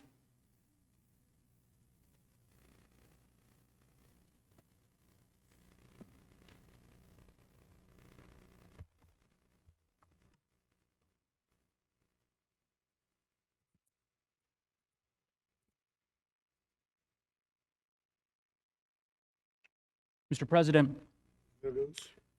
distinguished senators, there's an old quote from Henry Clay, son of Kentucky, that courtesies of a small and trivial character are the ones that strike deepest in the grateful and appreciating heart. I want to say on behalf of all the House managers, we are very grateful for the courtesies that you've extended to us and to President's counsel during the course of this trial. You've heard my colleague, Manager Dean, go through the overwhelming evidence that makes clear that President Trump must be convicted and disqualified for his high crime. I'm not going to repeat that evidence. It speaks for itself. Earlier in this trial, you might recall a few days ago that I mentioned my expectation that President Trump's lawyers might do everything they could to avoid discussing the facts of this case. And I can understand why. I mean, the evidence that all of us presented, that Manager Dean just summarized, is pretty devastating. And so rather than address it, the president has offered up distractions, excuses, anything but actually trying to defend against the facts. They said things like, President Trump is now a private citizen, so the criminal justice system can deal with him. Or that we haven't set a clear standard for incitement. They talked a lot about due process, and that all politicians say words like fight. I'd like to take a minute to explain why each of those distractions are precisely that, distractions, and why they do not prevent in any way the Senate from convicting President Trump. Number one, every president is one day a private citizen again. So, the argument that because President Trump has left office, he shouldn't be impeached for conduct committed while he was in office doesn't make sense. Why would the Constitution include the impeachment power at all if the criminal justice system serves as a suitable alternative once a president leaves office? It wouldn't. Impeachment is a remedy separate and apart from the criminal justice system, and for good reason. The presidency, it comes with special powers, extraordinary powers, not bestowed on ordinary citizens. And if those powers are abused, they can cause great damage to our country, and they have to be dealt with in a separate forum. This forum. And it would be unwise to suggest that going forward, the only appropriate response to constitutional offenses committed by a president are criminal charges when the president returns to private life. That's not the kind of political system any of us want. And it's not the kind of constitutional system the framers intended. Second, it is true. We haven't cited criminal statutes establishing elements of incitement because, again, this isn't a criminal trial. It's not a criminal case. President Trump is charged with a constitutional offense, and you are tasked with determining whether or not he committed that high crime as understood by our framers. So the relevant question, which President Trump's lawyers would have you ignore, is would our framers have considered a president inciting a violent mob to attack our government while seeking to stop the certification of our elections? Would they have considered that an impeachable offense? Who among us really thinks the answer to that question is no? Third, due process. So, just to be absolutely clear, the House, with the sole power of impeachment, determines what the process looks like in the House, and the Senate does the same for the trial. During this trial, the president has counsel. They've argued very vigorously on his behalf. We had a full presentation of evidence, adversarial presentations, motions. The president was invited to testify. He declined. The president was invited to provide exculpatory evidence. He declined. You can't claim there's no due process when you won't participate in the process. And we know this case isn't one that requires a complicated legal analysis. You lived it. The managers and I, we lived it. Our country lived it. The president, in public view, right out in the open, incited a violent mob. A mob that temporarily, at least, stopped us from certifying an election. If there were ever an exigent circumstance, this is it. Number 4, we all know that President Trump's defense, as we predicted, spent a lot of time, a whole lot of time, comparing his conduct to other politicians, using words like fight. Of course, you saw the hours of video. As I said on Thursday, we trust you to know the difference, because what you will not find in those video montages that they showed you is any of those speeches, those remarks culminating in a violent insurrection on our nation's capital. That's the difference. The president spent months inflaming his supporters to believe that the election had been stolen from him, from them, which was not true. He summoned the mob, assembled the mob, and when the violence erupted, he did nothing to stop it, instead inciting it further. Senators, all of these arguments offered by the president have one fundamental thing in common. One. They have nothing to do with whether or not, factually, whether or not the president incited this attack. They've given you a lot of distractions so they don't have to defend what happened here on that terrible day. And they do that because they believe those distractions are going to work. That you'll ignore the president's conduct instead of confronting it. I think they're wrong. Some of you know this already. I'm the youngest member of our manager team by quite a few years. So perhaps I'm a bit naive, but I just don't believe that. I really don't. I don't believe their effort is going to work. And here is why. Because I know what this body is capable of. I may not have witnessed it, but I've read about it in the history books. I've seen the C-SPAN footage, archives. Sometimes I've watched them for hours. And yes, I've actually done that. And the history of our country in those books and in those tapes, the history of this country has been defined right here on this floor. The 13th Amendment, the amendment abolishing slavery, was passed in this very room. In this room, not figuratively, literally, where you all sit and where I stand. In 1964, this body, with the help of senators like John Sherman Cooper and so many others, this body secured passage of the Civil Rights Act.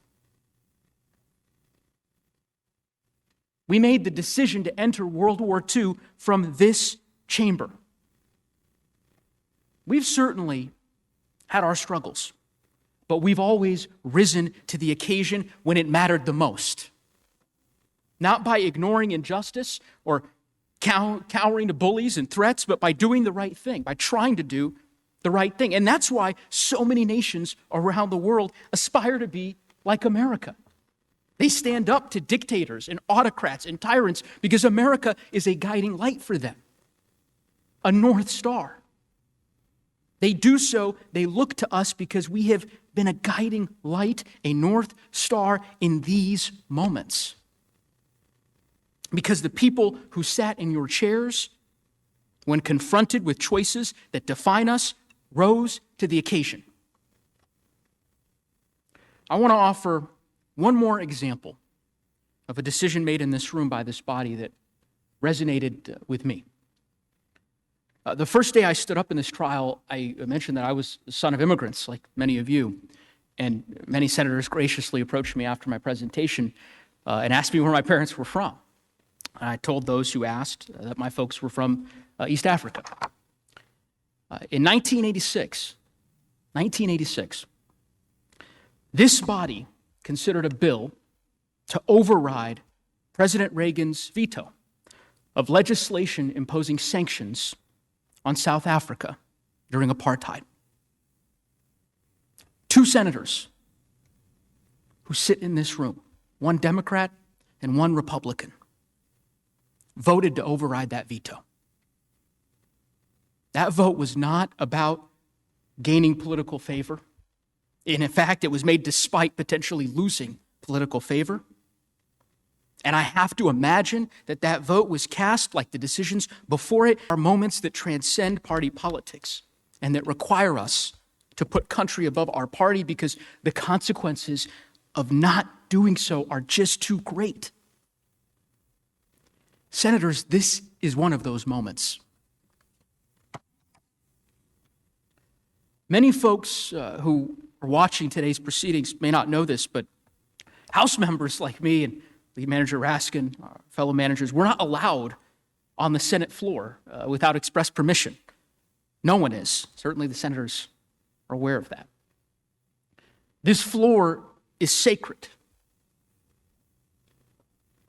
It's one of the reasons why I, like so many of you, was so offended to see it desecrated by that mob.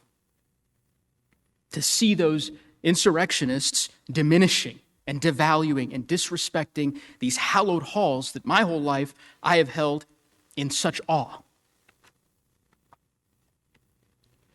Because of those rules that I just mentioned, this will be the only time I have the privilege to stand before you like this.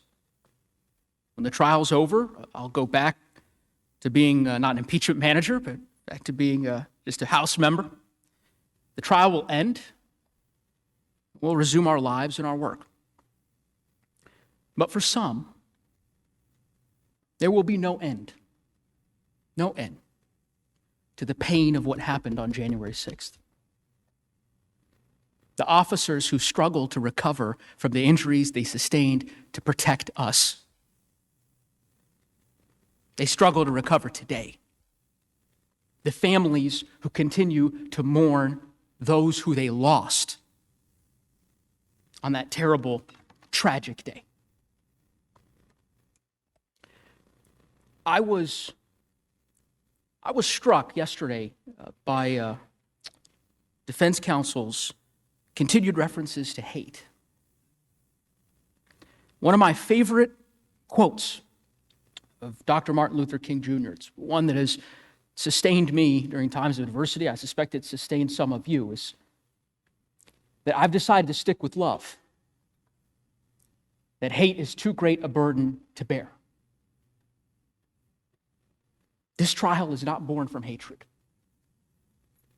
Far from it. It's born from love of country, our country, our desire to maintain it,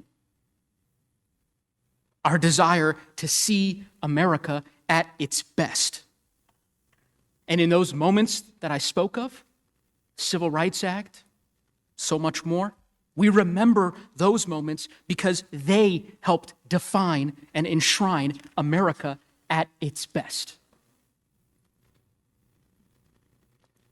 I firmly believe that our certification of the Electoral College votes in the early hours of January 7th, our refusal to let our republic be threatened and taken down by a violent mob, will go down in history as one of those moments too. And I believe that this body can rise to the occasion once again today by convicting President Trump, defending our republic. And the stakes could not be higher.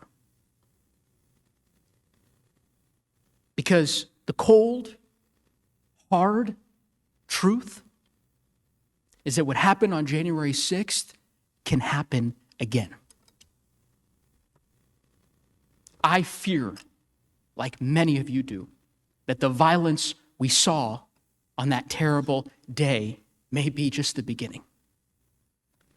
We've shown you the ongoing risks, the extremist groups who grow more emboldened every day. Senators, this cannot be the beginning. It can't be the new normal. It has to be the end. And that decision is in your hands.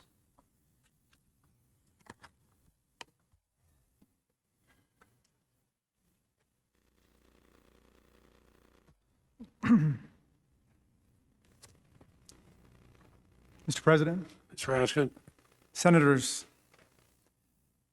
my daughter Hannah said something to me last night that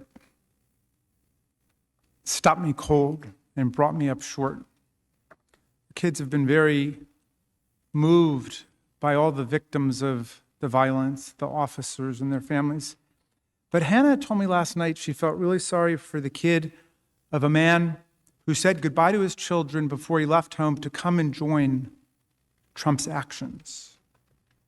Their father had told them that their dad might not be coming home again and they might never see him again. In other words, he was expecting violence. He might die, as insurrectionists did. And that shook me.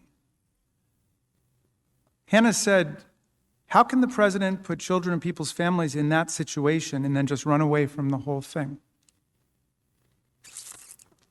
That shook me.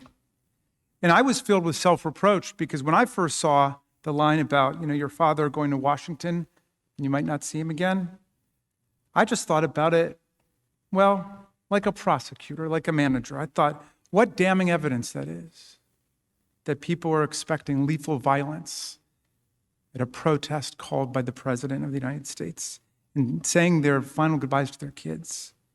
But Hannah, my dear Hannah, thought of it like a human being. She thought of it, if you'll forgive me, like a patriot. Someone who just lost her brother and doesn't want to see any other kids in America go through that kind of agony and grief. Senators, when I say all three of my kids are better than me, you know that I am not engaged in idle flattery. Maybe some of you feel the same way about your kids. They're literally better people than me. They've got a lot of their mom, Sarah Bloom Raskin, in them. They're better than me. And Hannah saw through the legality of the situation.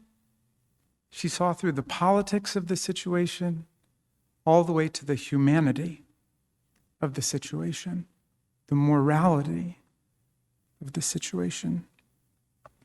That was one of the most patriotic things I ever heard anybody say.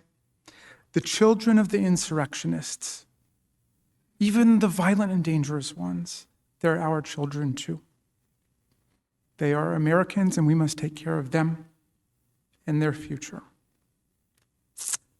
We must recognize and exercise these crimes against our nation, and then we must take care of our people and our children, their hearts and their minds. As Tommy Raskin used to say, it's hard to be human.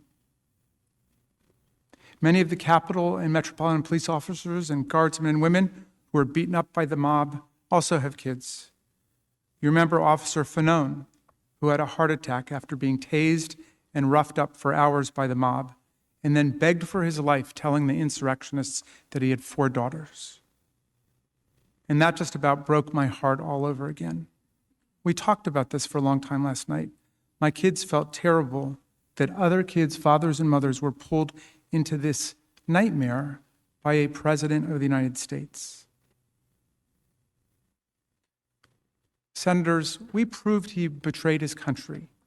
We proved he betrayed his Constitution. We proved he betrayed his oath of office. The startling thing to recognize now is that he is even betraying the mob. He told them he would march with them, and he didn't. They believed the president was right there with them somewhere in the crowd, fighting the fantasy conspiracy to steal the election and steal their country away from them. They thought they were one big team working together. He told them their great journey together was just beginning, And now there are hundreds of criminal prosecutions getting going all over the country. People getting set to say goodbye to members of their family. And the president who contacted them, solicited them, lured them, invited them, incited them, that president has suddenly gone quiet and dark. Nowhere to be found. He cannot be troubled to come here to tell us what happened and tell us why this was the patriotic and the constitutional thing to do. Senators, this trial in the final analysis is not about Donald Trump. The country and the world know who Donald Trump is. This trial is about who we are. Who we are.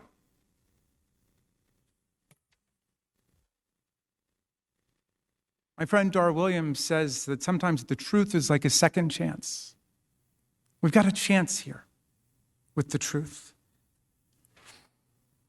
Do we still believe in the separation of powers? President Trump tried to sideline or run over every other branch of government, thwart the will of the people at the state level, usurp the people's choice for president. This case is about whether our country demands a peaceful, nonviolent transfer of power to guarantee the sovereignty of the people. Are we going to defend the people who defend us? Not just honor them with medals, as you rightfully did yesterday, but actually back them up against savage, barbaric, insurrectionary violence? Will we restore the honor of our capital and the people who work here? Will we be a democratic nation that the world looks to for understanding democratic values and practices and constitutional government and the rights of women and men? Will the Senate condone the President of the United States inciting a violent attack on our chambers, our offices, our staff, and the officers who protect us? When you see the footage of Officer Hodges stuck in the doorway, literally being tortured by the mob, if government did that to you, that would be torture. And when you see that footage and he's shouting in agony for his dear life, it's almost unwatchable. When the Vice President of the United States escapes a violent mob that's entered this Capitol building, seeking to hang him and calling out traitor, traitor, traitor, and when they shut down the counting of the Electoral College votes, is this the future you imagine for our kids? Is it totally appropriate, as we've been told? Or as Representative Cheney said, is it the greatest betrayal of the presidential oath of office in the history of our country? And if we can't handle this together as a people, all of us, forgetting the lines of party and ideology and geography and all of those things, if we can't handle this, how are we ever going to conquer the other crises of our day? Is this America? Is this what we want to bequeath to our children and our grandchildren? I was never a great Sunday school student. Actually, I was pretty truant most of the time. But one line always stuck with me from the book of Exodus as both beautiful and haunting, even as a kid, after I asked what the words meant. Thou shalt not follow a multitude to do evil. Thou shalt not follow a multitude to do evil. The officer who got called the N-word 15 times and spent hours with his colleagues battling insurrectionists who had metal poles and baseball bats and hockey sticks, bear spray, and Confederate battle flags posed the right question to the Senate and to all of us. Is this America? Dear senators, that's going to be up to you now. And whatever committees and subcommittees you're on, whatever you came to Washington to do, to work on, from defense to agriculture to energy to aerospace to healthcare, this is almost certainly how you will be remembered by history. That might not be fair, It really might not be fair, but none of us can escape the demands of history and destiny right now. Our reputations and our legacy will be inextricably intertwined with what we do here and with how you exercise your oath to do impartial justice. Impartial justice. I know and I trust you will do impartial justice, driven by your meticulous attention to the overwhelming facts of the case and your love for our Constitution, which I know dwells in your heart.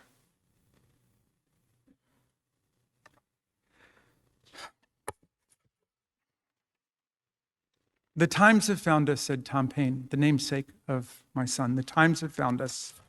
Is this America? What kind of America will we be? It's now literally in your hands.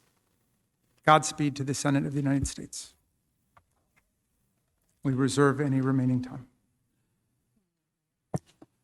The House is reserved 28 minutes.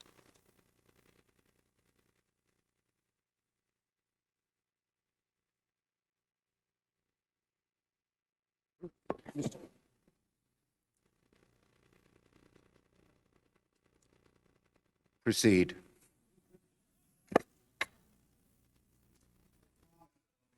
I'm talking, and it will not be so long. And before I start my prepared closing, I really want to clean up a few things from the mess that was the closing of the House managers.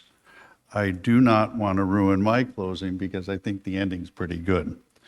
What they didn't, they started off by misstating the law, and they started off by misstating the intent of our stipulation. What we did today was stipulate to an article that was published in a magazine. Apparently they've had for weeks, according to the documents they produced today, but for some reason this morning popped up with it. The stipulation was that they can put that in. We did not stipulate to its contents for truthfulness. And they tried to portray that in their closing as the stipulation. The stipulation was read into the record. The proponents of that conversation, the real ones, have denied its content, its veracity.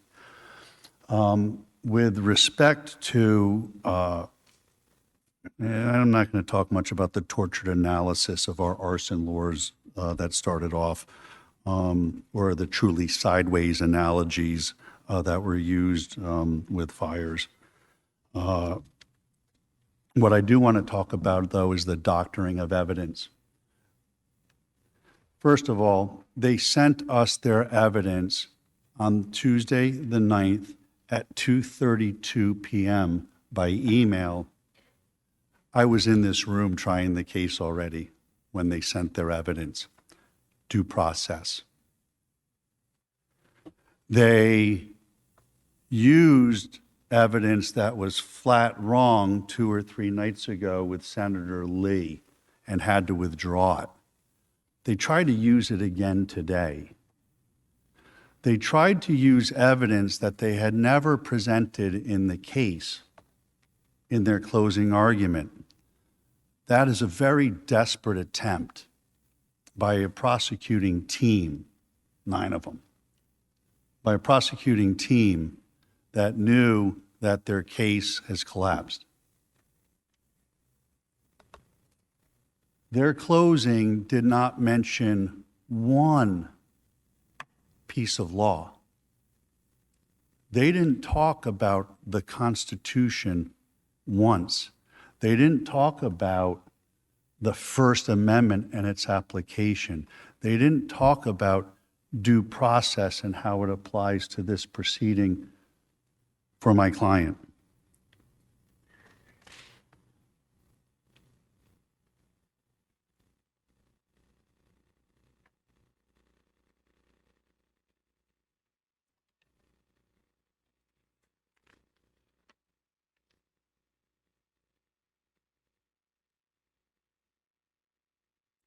Basic rule of any court is that when you close a case out, you close on the facts that were admitted in the trial. It's a basic, fundamental principle of due process and fairness.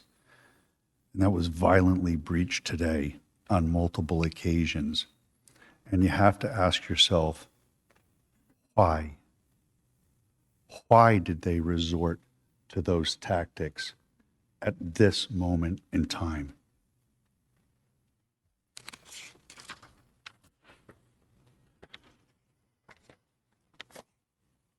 Senators, good afternoon, Mr. President. What took place here at the U.S. Capitol on January 6th was a grave tragedy. Over the course of this trial, you have heard no one on either side of this debate argue that the infiltration of the Capitol was anything less than a heinous act on the home of American democracy. All of us, starting with my client, are deeply disturbed by the graphic videos of the Capitol attack that have been shown in recent days. The entire team condemned and have repeatedly condemned the violence and lawbreaking that occurred on January 6th in the strongest possible terms. We've advocated that everybody be found, punished to the maximum extent of the law. Yet the question before us is not whether there was a violent insurrection of the Capitol. On that point, everyone agrees. Based on the explicit text of the House impeachment article, this trial is about whether Mr. Trump willfully engaged in incitement of violence and even insurrection against the United States. And that question they have posed in their article of impeachment has to be set up against the law of this country.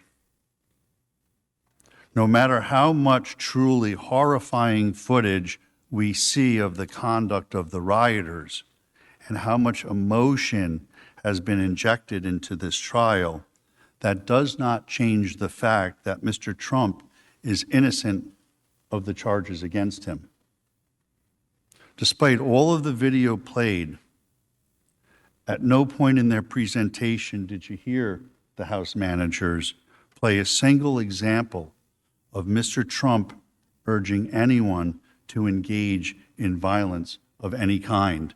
At no point did you hear anything that could ever possibly be construed as Mr. Trump encouraging or sanctioning an insurrection. Senators, you did not hear those tapes because they do not exist, because the act of incitement never happened. He engaged in no language of incitement whatsoever on January 6th or any other day following the election. No unbiased person honestly reviewing the transcript of Mr. Trump's speech on the ellipse could possibly believe that he was suggesting violence. He explicitly told the crowd that he expected the protest outside the Capitol to be peaceful and patriotic. They claim that's not enough. His entire premise was that the proceedings of the joint session should continue. He spent nearly the entire speech talking about how he believes the senators and members of Congress should vote on the matter. It's the words. The Supreme Court ruled in Brandenburg that there is a very clear standard for incitement. In short, you have to look at the words themselves. The words have to either explicitly or implicitly call for lawlessness or violence. Whether the speech, you have to determine whether the speech was intended to provoke the lawlessness and whether the violence was the likely result of the word itself. They fail on all three prongs. The false and defamatory claim that Mr. Trump gave a speech encouraging his supporters to go attack the Capitol has been repeated so often, uncritically, without any examination of the underlying facts that the Americans listening at home were probably surprised to learn it's not true. Furthermore, some of the people in this room followed Mr. Trump's statements and tweets in the weeks leading up to January 6th very closely. We know that he was not trying to foment an insurrection during the time because no one, from the Speaker of the House to the Mayor of Washington, D.C., behaved in a fashion consistent with the belief that violence was being advocated for. Mr. Trump did not spend the weeks prior to January 6th inciting violence. He spent those weeks pursuing his election challenge through the court system and other legal procedures, exactly as the Constitution and the Congress prescribe. To believe, based on the evidence you have seen, that Mr. Trump actually wanted and indeed willfully incited an armed insurrection to overthrow the U.S. government would be absurd. The gathering on January 6th was supposed to be an entirely peaceful event. Thousands and thousands of people, including Mr. Trump, showed up that day with that intention. A small percentage, a small fraction of those people then engaged in truly horrible behavior, but as we now know, that those actors were pre-planned and premeditated and acted even before the speech was completed, to which is the basis of the article of impeachment. It was pre-planned and premeditated by fringe left and right groups. They hijacked the event for their own purposes.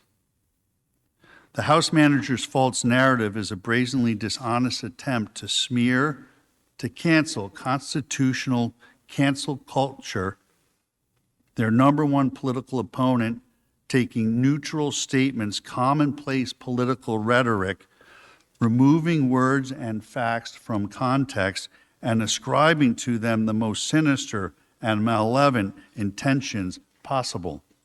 Their story was based not on evidence, but on the sheer personal and political animus. The flimsy theory of incitement you heard from the House managers could be used to impeach, indict, or expel countless other political leaders. Many leading figures in other parties have engaged in far more incendiary and dangerous rhetoric. And we played some of it. I'm not going to replay it. I'm not going to replay you the words. You all saw the evidence. I'm not going to replay you mob scenes. I don't want to give those people another platform, any more view from the American people as to what they did. They should be canceled.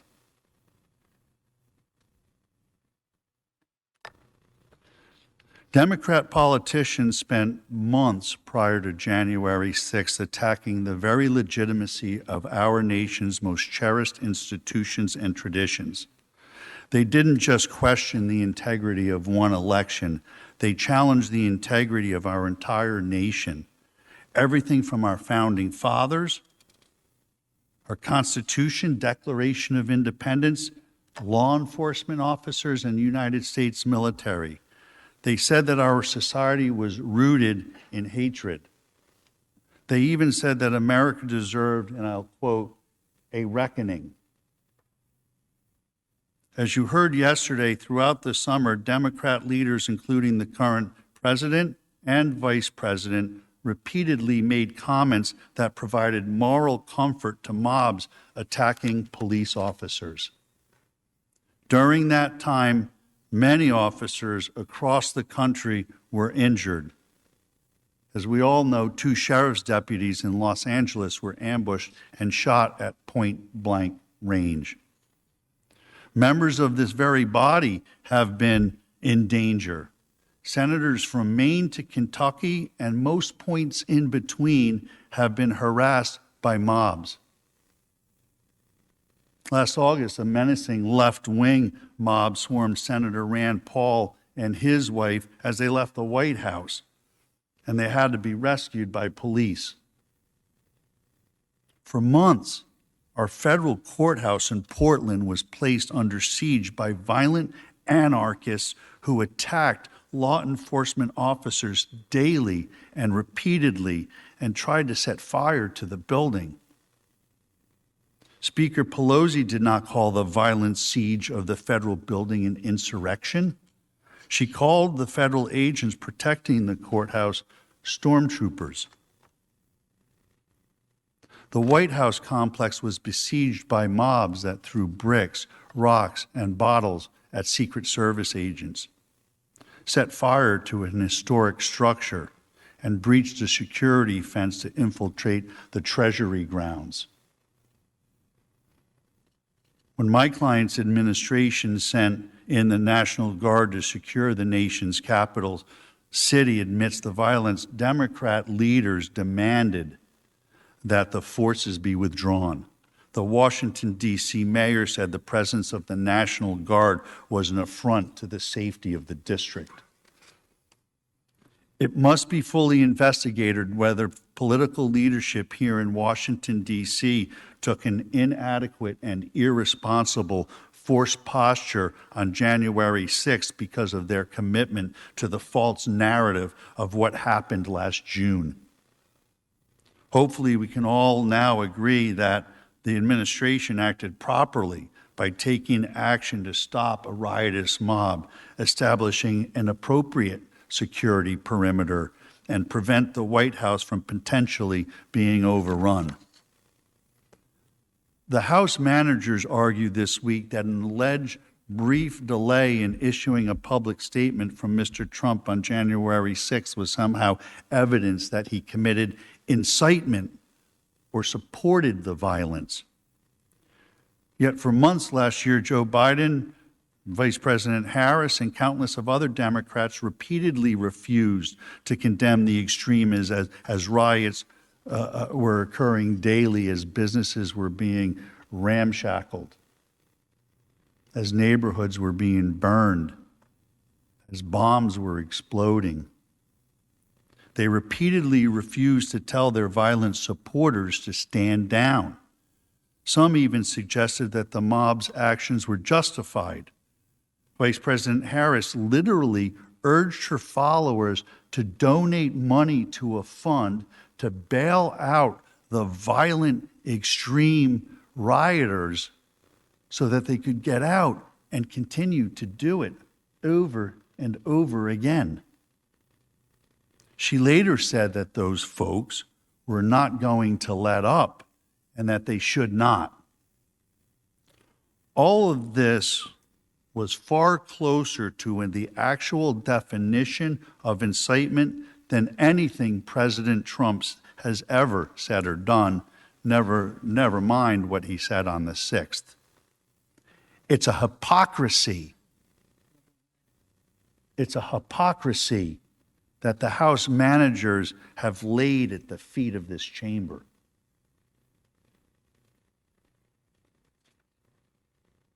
The House managers suggested in this recent history is irrelevant to the current proceedings. But not only is Democrats' behavior surrounding last year's riots highly relevant as precedent, and not only does it reveal the dishonesty and insincerity of this entire endeavor, it also provides crucial context that should inform our understanding of the events that took place on January 6th. Many of the people who infiltrated the Capitol took pictures of themselves and posted them on social media. To some, it seems, they thought that it was all a game. They apparently believed that violent mobs, destruction of property, rioting, assaulting police, and vandalizing historic treasures was somehow now acceptable in the United States. Where might they have gotten that idea? I would suggest to you that it was not from Mr. Trump. It was not Mr. Trump.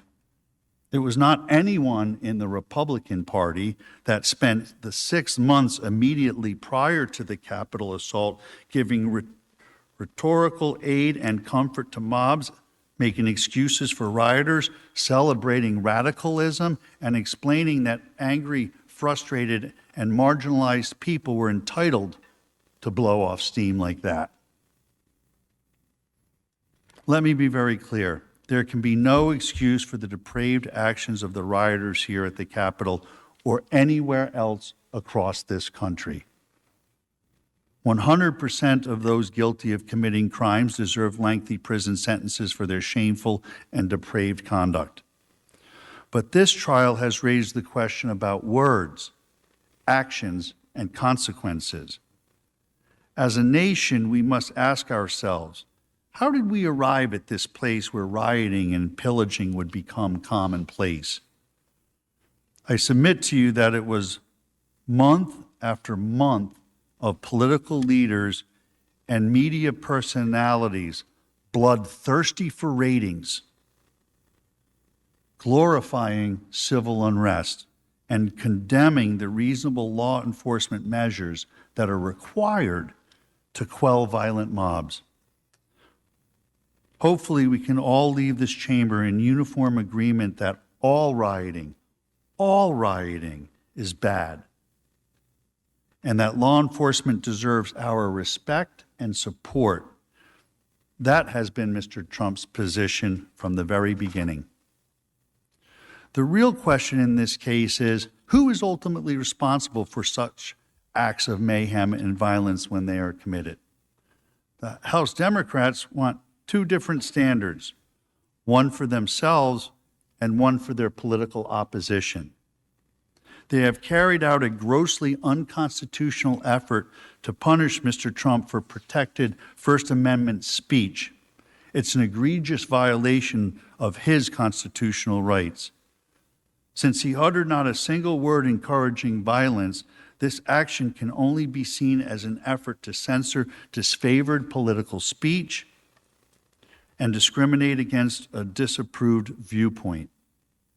It is an unprecedented action with the potential to do grave and lasting damage to both the presidency and the separation of powers and the future of democratic self-government. Yesterday, we played you a video of countless Democrat members of the Senate urging their supporters to fight. We showed you those videos not because we think you should be forcibly removed from office for saying those things, but because we know you should not be forcibly removed from office for saying those things. But recognize the hypocrisy.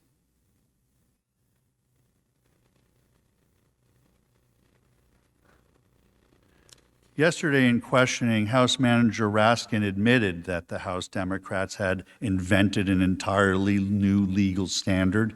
In fact, they've created a new legal theory, the Raskin Doctrine. The Raskin Doctrine is based on nothing more than determining protected speech based on the party label next to your name. Regardless of what you have heard or what you have seen from the House managers, if you pay close attention, you will see that any speech made by Democrat elected officials is protected speech, while any speech made by Republican elected officials is not protected. The creation of the Raskin Doctrine actually reveals the weakness of the House manager's case. Elected officials, and we reviewed this in depth yesterday, under Supreme Court precedent, Wood and Bond, and by the way, Bond didn't burn his draft card. He actually still had it. It was part of his defense. But in Bond and in Wood, the court clearly directed all to know that elected officials hold the highest protections of speech, the highest protections. And I remind you why. Because you all need to be free to have robust political discussion, because your discussion is about how our lives are going to go. And that shouldn't be squelched by any political party on either side of the aisle, no matter who's the majority party at the time. Why would the House managers make up their own legal standard? I'll tell you why. Because they know they cannot satisfy the existing constitutional standard set forth by the United States Supreme Court that has existed for more than half a century. They argue Mr. Trump, as an elected official, has no First Amendment rights. It's the complete opposite of the law. We've shown you without contradiction that is wrong. They also know that they cannot satisfy the three-part test of Brandenburg, as elucidated in the Bible Believers case. There was absolutely no evidence that Mr. Trump's words were directed to inciting imminent lawless action. There was no evidence that Mr. Trump intended his words to incite violence, and the violence was pre-planned and premeditated by a group of lawless actors who must be prosecuted to the fullest extent of the law, but it proves that his words weren't what set this into motion. What was the incitement? With no ability and no evidence to satisfy the existing constitutional standards, what are the House managers to do? They had to make up their own law. This is not only intellectually dishonest, folks, it's downright scary. What type of precedent would be set if the Senate did vote to convict? Can Congress now ignore Supreme Court precedent on the contours of protected free speech? Will Congress be permitted to continually make up their own legal standards and apply those new standards to elected officials' speech? This would allow Congress to use the awesome impeachment power as a weapon to impeach their fellow colleagues in the opposing party. This is not a precedent that this Senate can set here today. If the Senate endorses the House Democrats' absurd new theory, you will set a precedent that will trouble leaders from both parties, literally, for centuries to come.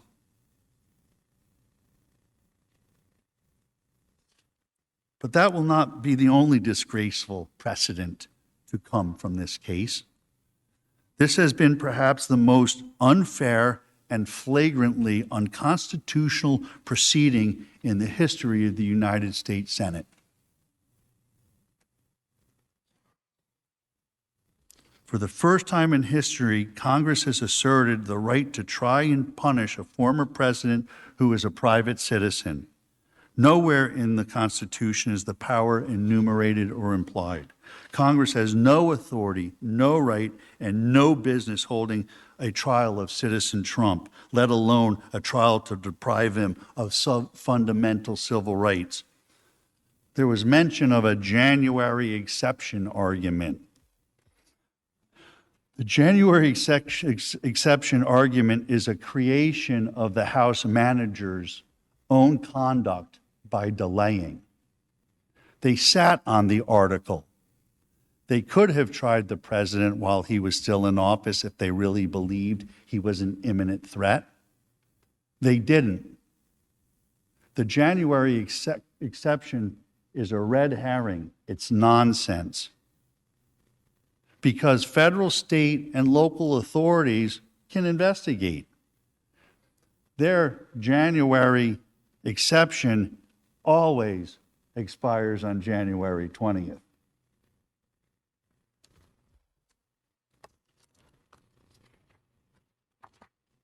House Democrats and this deeply unfair trial have shamefully trampled every tradition, norm, and standard of due process in a way I've never, ever seen before.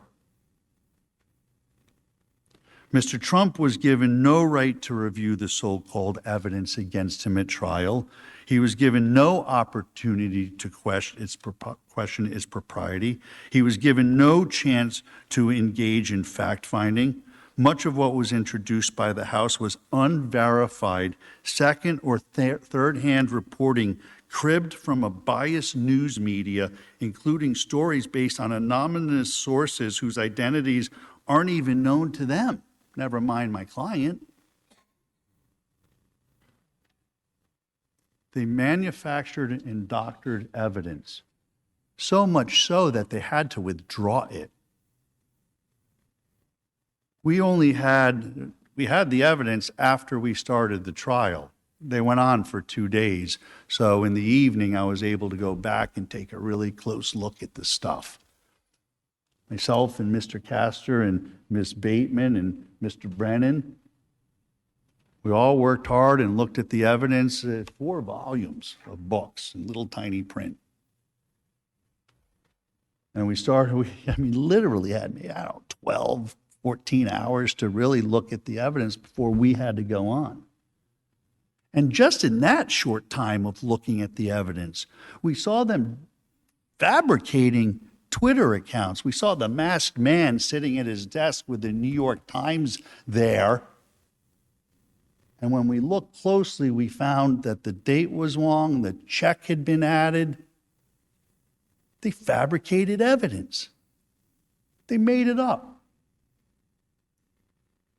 They never addressed that in their closing, as though it were acceptable, as though it were all right, as though that's the way it should be done here in the Senate of the United States of America. Fraud, flat out, fraud. Where I come from, in the courts that I practice in, there are very harsh repercussions for what they pulled in this trial.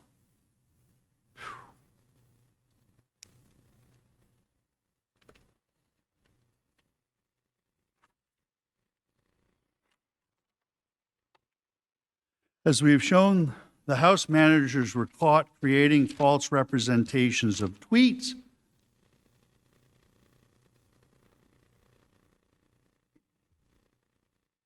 manipulating videos, and introducing into the record completely discredited lies such as the Fine People hoax as factual evidence. Most of what the House managers have said and shown you would be inadmissible in any respectable court of law. They were not trying a case. They were telling a political tale, a fable, and a patently false one at that. House Democrats have denied due process and rushed the impeachment because they know that a fair trial would reveal Mr. Trump's innocence of the charges against him. The more actual evidence that comes out, the clearer it is that this was a pre-planned and premeditated attack, which his language in no way incited. Because their case is so weak, the House managers have taken a kitchen sink approach to the supposedly single article of impeachment. They allege that Mr. Trump incited the January 6th violence. They allege that he abused power by attempting to pressure Georgia Secretary of State Raffensperger to undermine the results of the 2020 election. And they allege that he gravely and endangered the democratic system by interfering with the peaceful transition of power. It's at least 3 things there. Under the Senate rules, each of these allegations must have been alleged in a separate article of impeachment. I need not remind this chamber that Rule 23 of the Rules of Procedure and Practice in the Senate when sitting on impeachment trials provides, in pertinent part, that an article of impeachment shall not be divisible thereon. Why is that? Because the article at issue here alleges multiple wrongs in the single article, it would be impossible to know if 2/3 of the members agreed on the entire article or just on parts of it. as the basis for a vote to convict. Based on this alone, the Senate must vote to acquit Mr. Trump. You got to at least obey your own rules if it's not the Constitution you're going to obey. In short, this impeachment has been a complete charade from beginning to end. The entire spectacle has been nothing but the unhinged pursuit of a long-standing political vendetta against Mr. Trump by the opposition party. As we have shown, Democrats were obsessed with impeaching Mr. Trump from the very beginning of his term. The House Democrats tried to impeach him in his first year. They tried to impeach him in his second year. They did impeach him in his third year, and they impeached him again in his fourth year. And now they have conducted a phony impeachment show trial when he is a private citizen out of office. This hastily orchestrated and unconstitutional circus is the House Democrats' final desperate attempt to accomplish their obsessive desire of the last 5 years. Since the moment he stepped into the political arena, since my client stepped in, they have been possessed by an overwhelming zeal to vanquish an independent-minded outsider from the midst and to shame, demean, silence, and demonize his supporters in the desperate hope that they will never, ever pose an electoral challenge. We heard one of the congressmen on the screen. If you don't impeach him, he might be elected again. That's the fear. That's what's driving this impeachment. When you deliberate over your decision, there are 4 distinct grounds under which you must acquit my client. First is jurisdiction. There is no jurisdiction. And if you believe that, you still get to say it. 2, Rule 23. It had to be divisible. Each allegation had to be singularly set out in front of you so it could be voted on and to see if 2/3 of you think that they proved that case or not. They didn't do that. You got to ask yourself why. They know the Senate rules. They got them, and so did I. Why'd they do it? Because they hadn't investigated, first of all. But also, what they found out as they were preparing all of this, they couldn't do it. So if they threw as much in as they could and made as many bold, bald allegations as they could, then maybe 2/3 of you would fall for it.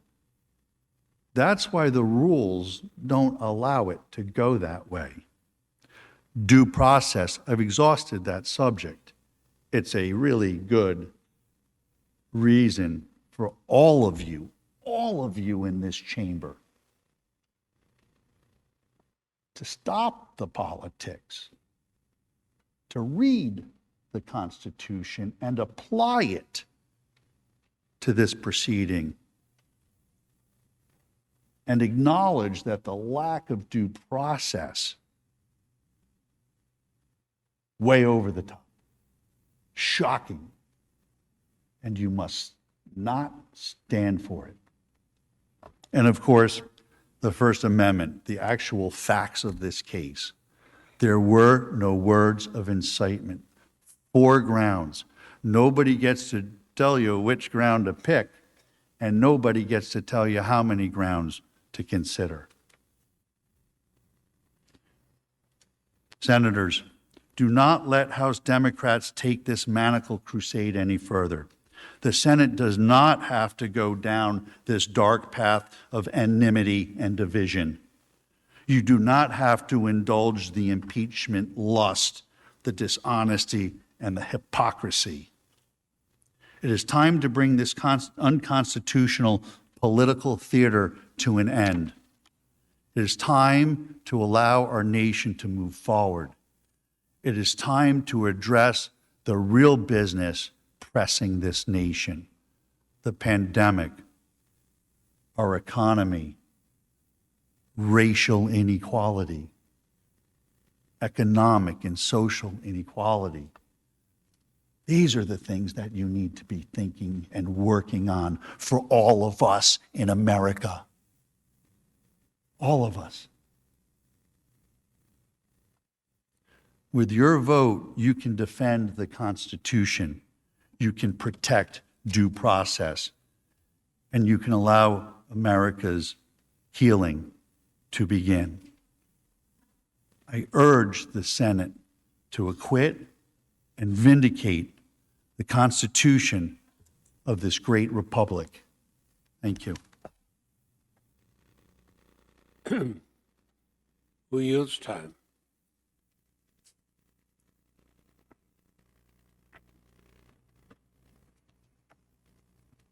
Mr. President, Senators, I understand, I'm told we have around 27 minutes, but I will return all of that, but perhaps 5 back to you. There's just a few things that I need to address. And so in an extraordinary and perhaps unprecedented act of self-restraint on my part, I will resist the opportunity to rebut every single false and illogical thing that you just heard. And I am going to be able to return to you, perhaps 22 or 23 minutes. Few points. One, we have definitely made some progress in the last few days, because a few days ago, the president's team, although I think it was perhaps a member who has since left the team, lectured us that this was not an insurrection and said that the impeachment managers were outrageous in using the word insurrection. Today, counsel in his closing statement said it was a violent insurrection, and he denounced it. And I would certainly love to see President Trump also call it a violent insurrection and denounce it too. And I believe, although I don't have a verbatim text, that counsel called for long sentences for the people who were involved. Again, I would love to hear that come from the president as well. The distinguished counsel complains that there's no precedent with the developed body of law that the Senate has for impeaching and convicting a president who incites violent insurrection against the Congress and the government of the United States. Well, I suppose that's true because it never occurred to any other president of the United States, from George Washington to John Adams to Thomas Jefferson to James Madison to James Monroe to Abraham Lincoln to Ronald Reagan to George W. Bush to Barack Obama, to incite a violent insurrection against the Union. You're right, we've got no precedent for that. And so they think that that somehow is a mark in their favor. That's a score for them, that this Senate has to be the first one to define incitement of violent insurrection against the Union. And so the gentleman puts it on me. He says, inciting a president for committing incitement to violent insurrection against the Union is the new Raskin doctrine. We've tried to convince him that there are well-known principles and elements of incitement which we have talked to you about ad nauseum, and that this is an intrinsically, inherently fact-based judgment. But if that is the Raskin doctrine, that a president of the United States cannot incite violent insurrection against the Union and the Congress, then I embrace it, and I take it as an honor. Most law professors never even get a doctrine named after them. So I will accept that. And finally, the counsel goes back to Julian Bond's case, because I think in the final analysis, their best argument, as pathetically weak as it is really about the First Amendment. But remember, they keep talking about stifling President Trump's speech. Someone tell me when his speech has ever been stifled. He says exactly what he wants, whenever he wants. If and when you convict him for incitement of insurrection, he will continue to say whatever he wants on that day. Remember, they referred yesterday to interference with his liberty, which I found absolutely bizarre, because everybody knows that he will not spend 1 minute in prison or jail from conviction on these charges. It is a civil remedy to protect all of us, to protect the entire country, our children, our Constitution, our future. That's what impeachment, trial, conviction are all about. Julian Bond. See, I knew Julian Bond, so forgive me. Most people say, don't even respond to this stuff. I got to respond to this, okay? Julian Bond was a civil rights activist who decided to go into politics, like the people in this room, like all of us who are in politics. And they tried to keep him out. He was a member of SNCC, the Student Nonviolent Coordinating Committee, which really launched the voting rights movement in America. It's a great story that Bob Moses tells in his book called Radical Equations about, he was a graduate student in mathematics at Harvard, and he went down to Mississippi. You know why? Because he saw a picture in the New York Times of black civil rights protesters, college students, I think in North Carolina, AT&T, and he saw a picture of them on the cover of the New York Times, and they were sitting in at a lunch counter, and he looked at the picture and he said, they looked the way that I felt. They looked the way that I felt. And he said he had to go down south to Mississippi. And they launched the voting rights movement. That's where the phrase one person, one vote comes from. It was not invented by the Supreme Court. They would go door to door to try to register people to vote. But anyway, Julian Bond was part of that movement. The Student Nonviolent Coordinating Committee, nonviolence. It was the end and it was the means, nonviolence. And he ran for the state legislature in Georgia, a path other civil rights activists followed, like our great, late, beloved colleague, John Lewis, who's in our hearts today. And when he got elected, they wanted to try to keep him from being sworn into the Georgia legislature. And so they said, the Student Nonviolent Coordinating Committee is taking a position against the Vietnam War. You're a member of SNCC. We're not going to admit you because you took a position against the Vietnam War. And the Supreme Court, in its wisdom, said you cannot prevent someone from swearing an oath to become a member of a legislative body because of a position that they took or a group they were a part of took before they got sworn in. That's the exact opposite of Donald Trump. He got elected to office. He swore an oath to the Constitution to preserve, protect, and defend the Constitution. He served as president for 4 years, right up until the end, when he wanted to exercise his rights under the imaginary January exception, and he incited a violent mob and insurrection to come up here, and we all know what happened. He is being impeached and convicted for violating his oath of office that he took. He's not being prevented from taking his oath in the first place. The First Amendment's on our side. He tried to overturn the will of the people, the voice of the people. He lost that election by more than 7 million votes. Some people don't want to admit it. Counsel for the president could not bring themselves to admit that the election's over. In answer to the question from the distinguished gentleman from Vermont, he refused to answer that. He said it was irrelevant, despite all of the evidence you've heard about the big lie and how that set the stage for his incitement of the insurrectionary violence against us. First Amendment is on our side. We are defending the Bill of Rights. We are defending the constitutional structure. We are defending the separation of powers. We're defending the U.S. Senate and the U.S. House against a president who acted no better than a marauder and a member of that mob by inciting those people to come here. And in many ways, he was worse. He named the date, he named the time, and he brought them here, and now he must pay the price. Thank you, Mr. President. Thank you, Mr. Raskin. Mr. President. The majority leader is recognized. Mr. President, the Senate is now ready to vote on the article of impeachment. And after that is done, we will adjourn the court of impeachment. The clerk will read the article of impeachment. Article 1, incitement of an insurrection. Senate will be in order. The Constitution provides that the House of Representatives shall have the sole power of impeachment, and that the President shall be removed from office on impeachment for and conviction of treason, bribery, or other high crimes and misdemeanors. Further, Section 3 of the 14th Amendment to the Constitution prohibits any person who has engaged in insurrection or rebellion against the United States from holding any office under the United States.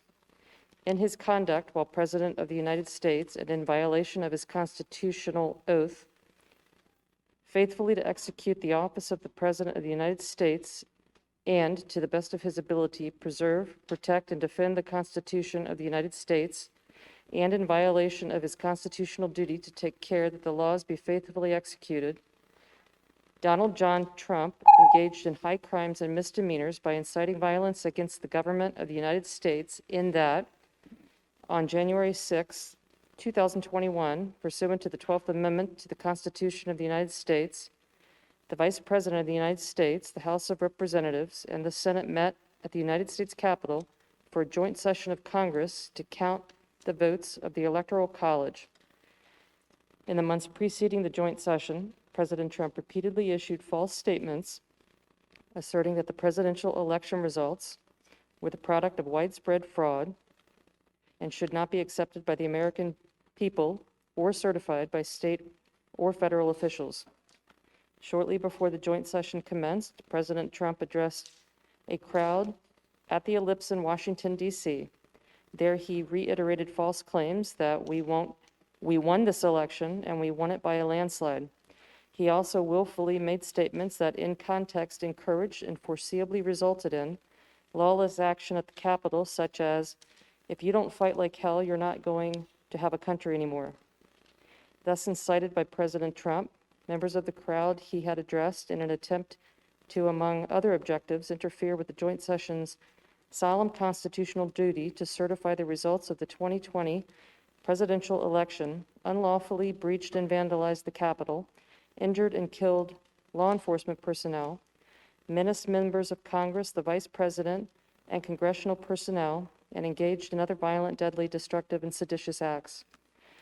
President Trump's conduct on January 6, 2021, followed his prior efforts to subvert and obstruct the certification of the results of the 2020 presidential election. Those prior efforts included a phone call on January 2, 2021, during which President Trump urged the Secretary of State of Georgia, Brad Raffensperger, to find enough votes to overturn the Georgia presidential election results and threatened security Raffensperger if he failed to do so. In all this, President Trump gravely endangered the security of the United States and its institutions of government. He threatened the integrity of the democratic system, interfered with the peaceful transition of power, and imperiled a co-equal branch of government. He therefore betrayed his trust as president to the manifest injury of the people of the United States. Wherefore, Donald John Trump, by such conduct, has demonstrated that he will remain a threat to national security, democracy, and the Constitution if allowed to remain in office, and has acted in a manner grossly incompatible with self-government and the rule of law. Donald John Trump thus warrants impeachment and trial, removal from office, and disqualification to hold and enjoy any office of honor, trust, or profit under the United States, and demand that you, the said Donald John Trump, should be put to answer the accusations as set forth in this article, and that such proceedings, examinations, trials, and judgments might be thereupon had as are agreeable to law and justice. Each senator, when his or her name is called, will stand in his or her place, and they'll vote guilty or not guilty as required by Rule 23 of the Senate Rules of Impeachment. Article 1, Section 3, Clause 6 of the Constitution, regarding the vote required for conviction on impeachment, provides that, quote, no person shall be convicted without the concurrence of 2/3 of the members present, close quote. The question is on the article of impeachment. Senators, how say you? Is the respondent Donald John Trump guilty or not guilty? A roll call vote is required, and the clerk will call the roll. Ms. Baldwin. Ms. Baldwin, guilty. Mr. Barrasso. Mr. Barrasso, not guilty. Mr. Bennett. Mr. Bennett, guilty. Mrs. Blackburn. Mrs. Blackburn, not guilty. Mr. Blumenthal. Mr. Blumenthal, guilty. Mr. Blunt. Mr. Blunt, not guilty. Mr. Booker. Mr. Booker, guilty. Mr. Bozeman. Mr. Bozeman, not guilty. Mr. Braun. Mr. Braun, not guilty. Mr. Brown. Mr. Brown, guilty. Mr. Burr. Mr. Burr, guilty. Ms. Cantwell. Ms. Cantwell, guilty. Mrs. Capito. Mrs. Capito, not guilty. Mr. Cardin. Mr. Cardin, guilty. Mr. Carper. Mr. Carper, guilty. Mr. Casey. Mr. Casey, guilty. Mr. Cassidy. Mr. Cassidy, guilty. Ms. Collins. Ms. Collins, guilty. Mr. Coons. Mr. Coons, guilty. Mr. Cornyn. Mr. Cornyn, not guilty. Ms. Cortez Masto. Ms. Cortez Masto, guilty. Mr. Cotton. Mr. Cotton, not guilty. Mr. Kramer. Mr. Kramer, not guilty. Mr. Crapo. Mr. Crapo, not guilty.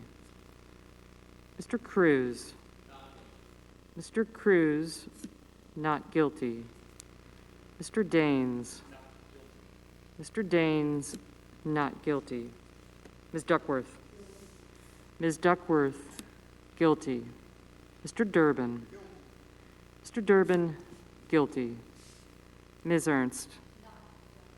Ms. Ernst, not guilty. Mrs. Feinstein. Mrs. Feinstein, guilty. Mrs. Fisher. Mrs. Fisher, not guilty. Mrs. Gillibrand. Mrs. Gillibrand, guilty. Mr. Graham. Mr. Graham, not guilty. Mr. Grassley. Mr. Grassley, not guilty. Mr. Haggerty. Mr. Haggerty, not guilty. Ms. Hassan. Ms. Hassan, guilty. Mr. Hawley. Mr. Hawley, not guilty. Mr. Heinrich. Mr. Heinrich, guilty. Mr. Hickenlooper. Mr. Hickenlooper, guilty. Ms. Hirono. Ms. Hirono, guilty. Mr. Hoven. Mr. Hoven, not guilty. Mrs. Hyde-Smith. Mrs. Hyde-Smith, not guilty. Mr. Inhofe. Mr. Inhofe, not guilty. Mr. Johnson. Mr. Johnson, not guilty. Mr. Kane. Mr. Kane, guilty. Mr. Kelly. Mr. Kelly, guilty. Mr. Kennedy. Mr. Kennedy, not guilty. Mr. King. Mr. King, guilty. Ms. Klobuchar. Ms. Klobuchar, guilty. Mr. Langford. Mr. Langford, not guilty. Mr. Laehy. Guilty. Mr. Laehy, guilty. Mr. Lee. Mr. Lee, not guilty. Mr. Lujan. Mr. Lujan, guilty. Ms. Lummis. Ms. Lummis, not guilty. Mr. Manchin. Mr. Manchin, guilty. Mr. Markey. Mr. Markey, guilty. Mr. Marshall. Mr. Marshall, not guilty. Mr. McConnell. Mr. McConnell, not guilty. Mr. Menendez. Mr. Menendez, guilty. Mr. Merkley. Mr. Merkley, guilty. Mr. Moran. Mr. Moran, not guilty. Ms. Murkowski. Ms. Murkowski, guilty. Mr. Murphy. Mr. Murphy, guilty. Mrs. Murray. Mrs. Murray, guilty. Mr. Ossoff. Mr. Ossoff, guilty. Mr. Padilla. Mr. Padilla, guilty. Mr. Paul. Mr. Paul, not guilty. Mr. Peters. Mr. Peters, guilty. Mr. Portman. Mr. Portman, not guilty. Mr. Reed. Mr. Reed, guilty. Mr. Risch.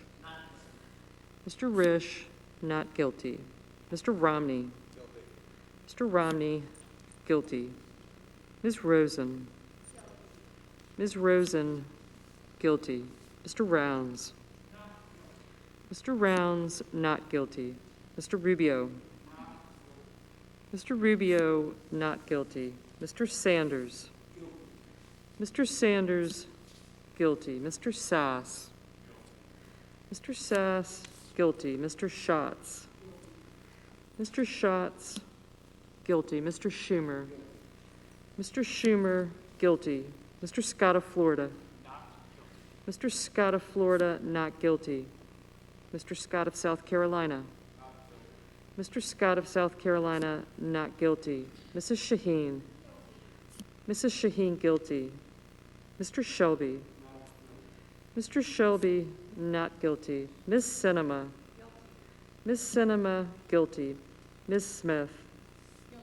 Ms. Smith, guilty. Ms. Stabenow. Ms. Stabenow, guilty. Mr. Sullivan. Mr. Sullivan, not guilty. Mr. Tester. Mr. Tester, guilty. Mr. Thune. Mr. Thune, not guilty. Mr. Tillis. Mr. Tillis, not guilty. Mr. Toomey. Mr. Toomey, guilty. Mr. Tuberville. Mr. Tuberville, not guilty. Mr. Van Hollen. Mr. Van Hollen, guilty. Mr. Warner. Mr. Warner, guilty. Mr. Warnock. Mr. Warnock, guilty. Ms. Warren. Ms. Warren, guilty. Mr. Whitehouse. Mr. Whitehouse, guilty. Mr. Wicker. Mr. Wicker, not guilty. Mr. Wyden. Mr. Wyden, guilty. Mr. Young. Mr. Young, not guilty.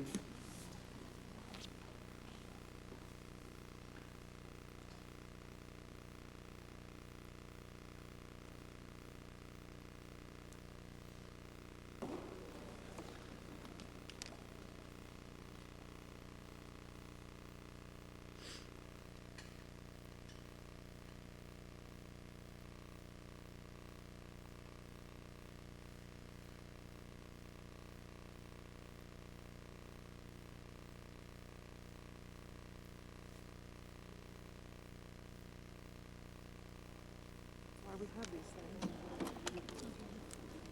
Unless you had a script.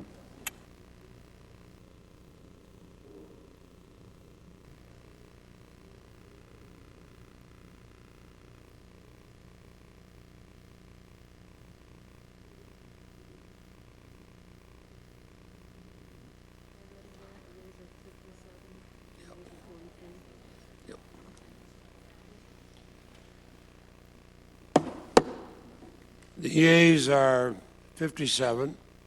The nays are 43. Two-thirds of the senators present not having voted guilty.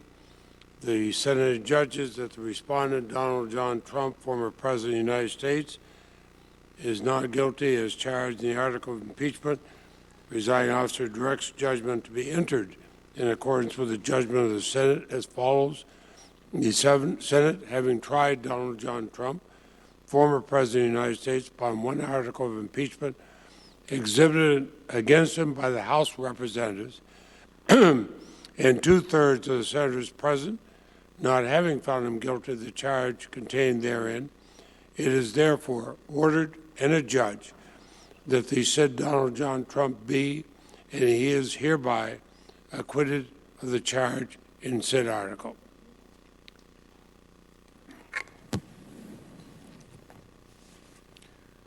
Mr. President. Majority Leader is recognized. Mr. President, I send an order to the desk. And the clerk will report. Ordered that the Secretary be directed to communicate to the Secretary of State as provided by Rule 23 of the Rules of Procedure and Practice in the Senate when sitting on impeachment trials, and also to the House of Representatives the judgment of the Senate in the case of Donald John Trump, and transmit a certified copy of the judgment to each. Without objection, the order will be entered. Majority Leader. Mr. President, I move that the Senate, sitting as a court of impeachment on the article against Donald John Trump, adjourn sine die. And without objection, the motion is agreed to. The Senate, sitting as a court of impeachment, stands adjourned sine die. And could I have order, please? The presiding officer, the acting sergeant at arms will escort the House managers out of the Senate chamber. And in order.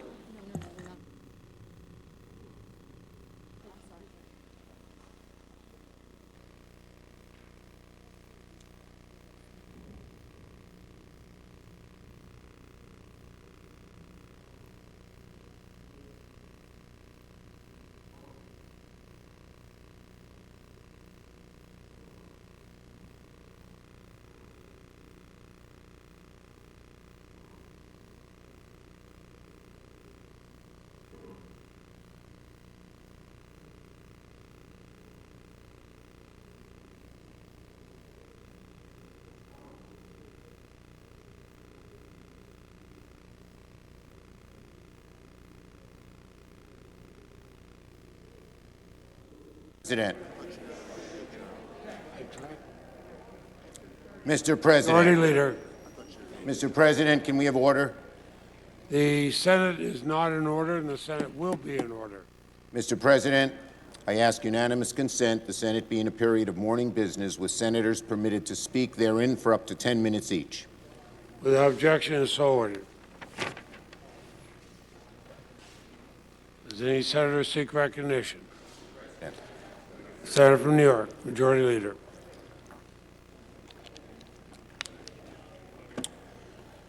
Mr. President, the case of Donald Trump's second impeachment trial was open. Mr. President, can we have order, please? The senator is right. The Senate is not in order. Senate will be in order. Senate will be in order. Please take your conversations off the floor. Thank you, Mr. Senator President. from New York. The case of Donald Trump's second impeachment trial was open and shut. President Trump told a lie, a big lie, that the election was stolen and that he was the rightful winner. He laid the groundwork for this big lie in the months before the election. He told the big lie on election night, and he repeated the big lie more than 100 times in the weeks afterwards. He summoned his supporters to Washington, assembled them on the ellipse, whipped them into a frenzy, and directed them at the Capitol. And then he watched as the violence unfolded and the Capitol was breached, and his own vice president fled for his life, and President Trump did nothing. None of these facts were up for debate. We saw it, we heard it, we lived it. This was the first presidential impeachment trial in history in which all senators were not only judges and jurors, but witnesses to the constitutional crime that was committed. The former president inspired, directed, and propelled a mob to violently prevent the peaceful transfer of power, subvert the will of the people, and illegally keep that president in power.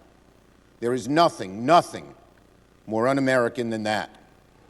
There is nothing more antithetical to our democracy. There is nothing more insulting to the generations of American patriots who gave their lives to defend our form of government. This was the most egregious violation of the presidential oath of office and a textbook example, a classic example of an impeachable offense worthy of the Constitution's most severe remedy. In response to the incontrovertible fact of Donald Trump's guilt, the Senate was subject to a feeble and sometimes incomprehensible defense of the former president. Unable to dispute the case on the merits, the former president's counsel treated us to partisan vitriol, false equivalence, and outright falsehoods. We heard the roundly debunked jurisdictional argument that the Senate cannot try a former official, a position that would mean that any president could simply resign to avoid accountability for an impeachable offense, a position which in effect would render the Senate powerless to ever enforce the disqualification clause in the Constitution. Essentially, the President's counsel told the Senate that the Constitution was unconstitutional. Thankfully, the Senate took a firm stance, set a firm precedent with a bipartisan vote in favor of our power to try former officials for acts they committed while in office. We heard the preposterous claim that the former president's incitement to violence was protected by the First Amendment. The First Amendment right to free speech protects Americans from jail, not presidents from impeachment. If the president had said during World War II that, quote, Germany should attack the United States on Long Island, we've left it undefended, I suspect Congress would have considered that an impeachable offense. Finally, the defense counsel said that President Trump was not directly responsible for the violence at the Capitol. Quote, his words were merely a metaphor, his directions were merely suggestions, and the violent mob was just a spontaneous demonstration. But wind the clock back and ask yourself, if at any point Donald Trump did not do the things he did, would the attack on the Capitol have happened? There's only one answer to this question. Of course not. If President Trump hadn't told his supporters to march to the Capitol, if he hadn't implored them to come to Washington on January 6th in the first place, if he hadn't repeatedly lied to them that the election was stolen, their country was being taken from them, the attack would not have happened, could not have happened. January 6th would not have happened but for the actions of Donald Trump. Here's what the Republican leader of the Senate said. The mob that perpetrated the, quote, failed insurrection, unquote, was on January 6th was, quote, provoked by President Trump. You want another word for provoke? How about incite? Yet still, the vast majority of the Senate Republican caucus, including the Republican leader, voted to acquit former President Trump, signing their names in the columns of history alongside his name forever. January 6th will live as a day of infamy in the history of the United States of America.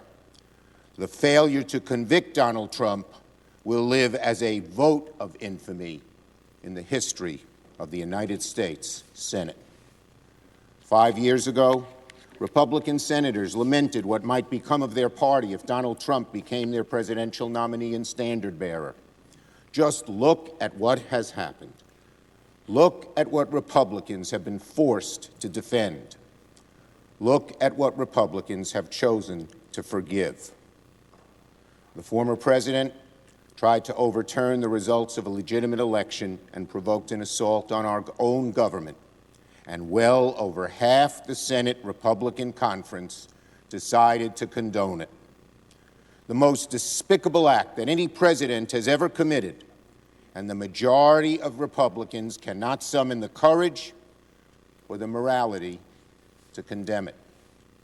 This trial wasn't about choosing country over party, even not that. This was about choosing country over Donald Trump. And 43 Republican members chose Trump. They chose Trump.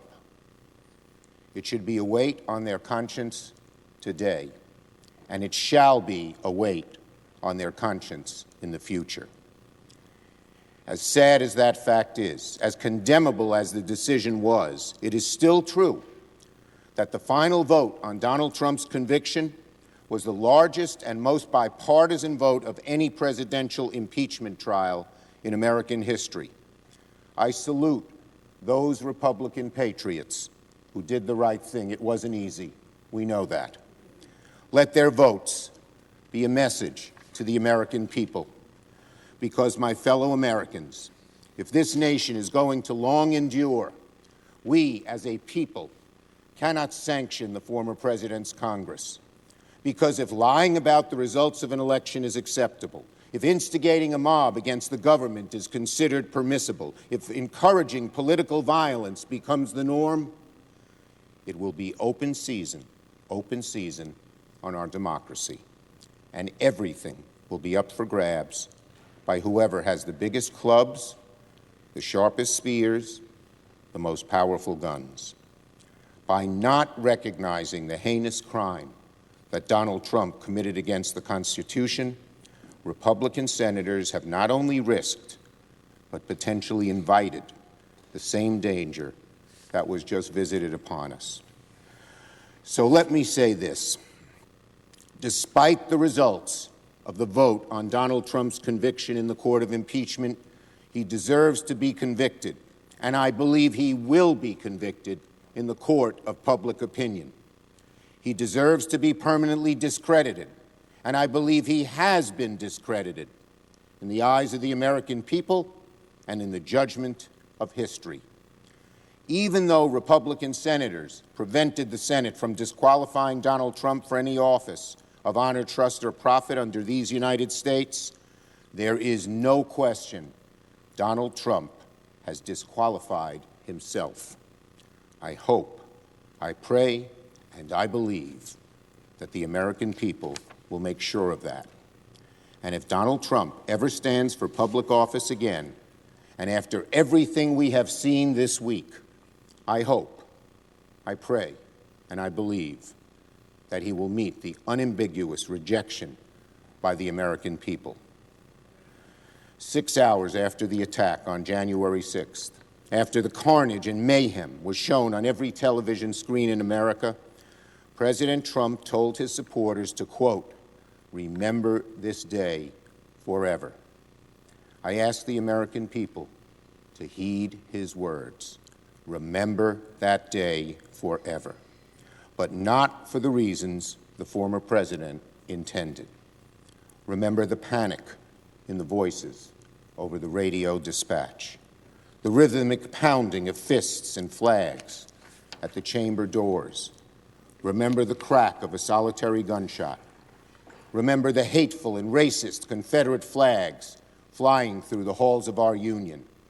Remember the screams of the bloody officer crushed between the onrushing mob and a doorway to the Capitol, his body trapped in the breach. Remember the 3 Capitol police officers who lost their lives. Remember that those rioters actually succeeded in delaying Congress from certifying the election remember how close our democracy came to ruin. My fellow Americans, remember that day, January 6th, forever. The final terrible legacy of the 45th President of the United States, and undoubtedly our worst. Let it live on in infamy, a stain on Donald John Trump that can never, never be washed away. Mr. President, on Monday, we'll recognize President's Day. Part of the commemoration in the Senate will be the annual reading of Washington's farewell address. Aside from winning the Revolutionary War, I consider it his greatest contribution to American civil life. And it had nothing to do with the words he spoke, but the example it set. Washington's farewell address established for all time that no one had the right to the office of the presidency, that it belonged to the people. What an amazing legacy. What an amazing gift to the future generations. The knowledge that this country will always be greater than any one person, even our most renowned. That's why members of both parties take turns reading Washington's address once a year in full into the record, to pledge common attachment to the selflessness at the core of our democratic system. This trial was about the final acts of a president who represents the very antithesis of our first president and sought to place one man before the entire country, himself. Let the record show, before God, history, and the solemn oath we swear to the Constitution, that there was only one correct verdict in this trial, guilty. And I pray that while justice was not done in this trial, it will be carried forward by the American people who, above any of us in this chamber, determine the destiny of our great nation. I yield the floor.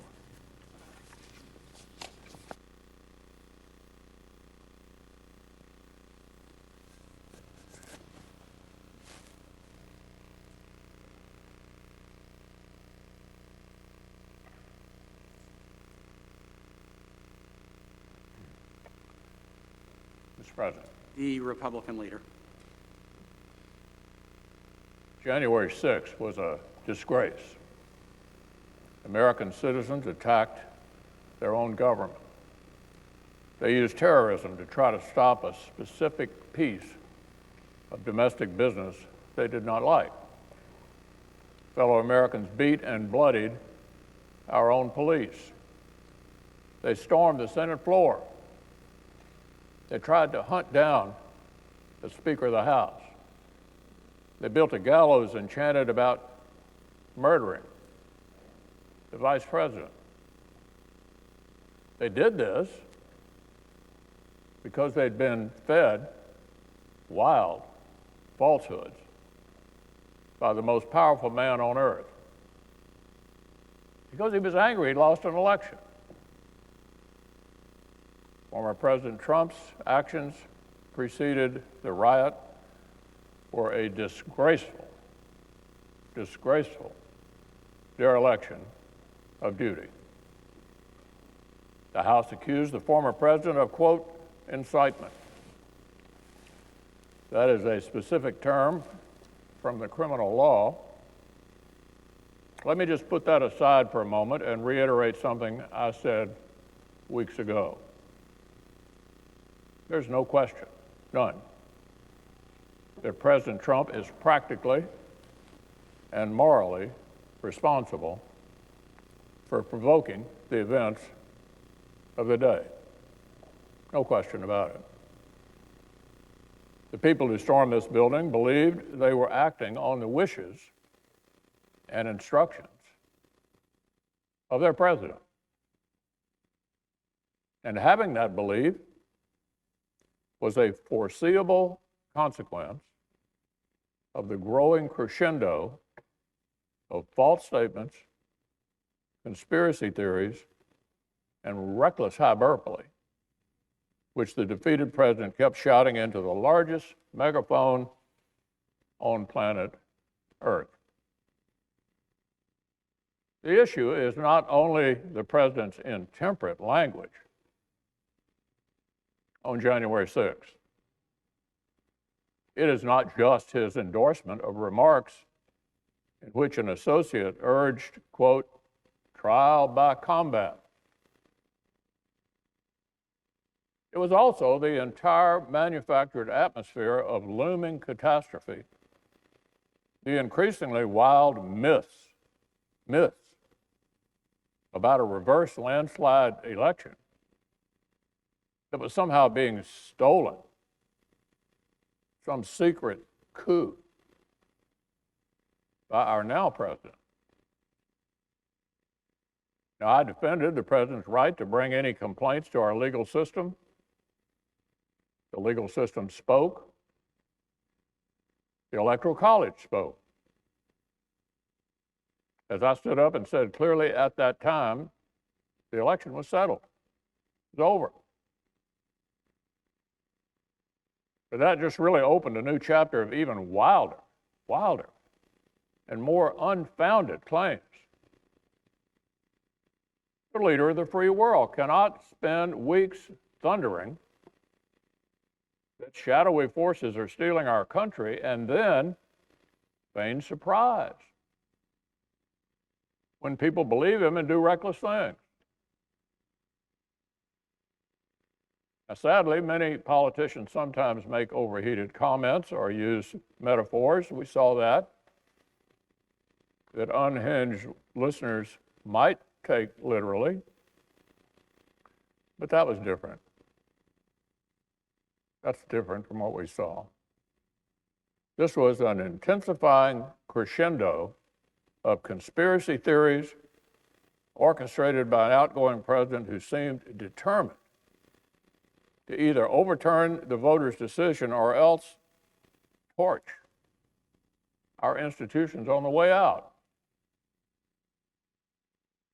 The unconscionable behavior did not end when the violence actually began. Whatever our ex-president claims he thought might happen that day, whatever reaction he says he meant to produce by that afternoon, we know he was watching the same live television as the rest of us. A mob was assaulting the Capitol in his name.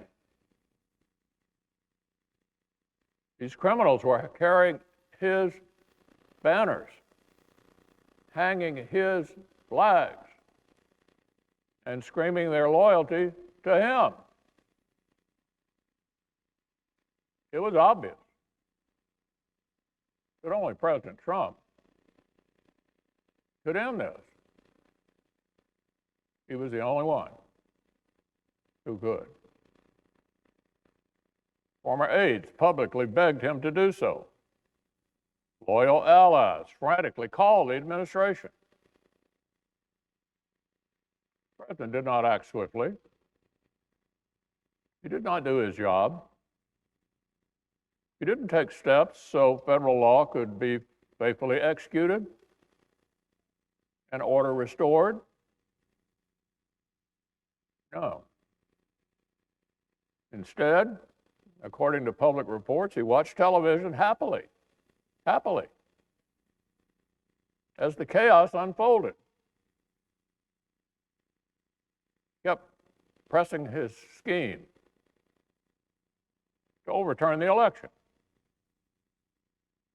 Now, even after it was clear to any reasonable observer that Vice President Pence was in serious danger, even as the mob, carrying Trump banners, beating cops, and breaching perimeters, the president sent a further tweet attacking his own vice president. Now, predictably and foreseeably, under the circumstances, members of the mob seem to interpret this as a further inspiration to lawlessness and violence, not surprisingly. Later, even when the president did half-heartedly begin calling for peace, he didn't call right away for the riot to end. He did not tell the mob to depart until even later. And even then, with police officers bleeding and broken glass covering Capitol floors, he kept repeating election lies and praising the criminals. In recent weeks, our ex-president's associates have tried to use the 74 million Americans who voted to re-elect him as a kind of human shield against criticism. Using the 74 million who voted for him as a kind of a human shield against criticism. Anyone who decries his awful behavior is accused of insulting millions of voters. That's an absurd deflection. 74 million Americans did not invade the Capitol. Hundreds of rioters did. 74 million Americans did not engineer the campaign of disinformation and rage that provoked it. One person did. Just one. Now, I've made my view of this episode very plain. But our system of government gave the Senate a specific task. The Constitution gives us a particular role. This body is not invited to act as the nation's overarching moral tribunal. We're not free to work backward from whether the accused party might personally deserve some kind of punishment. Justice Joseph Story, our nation's first great constitutional scholar,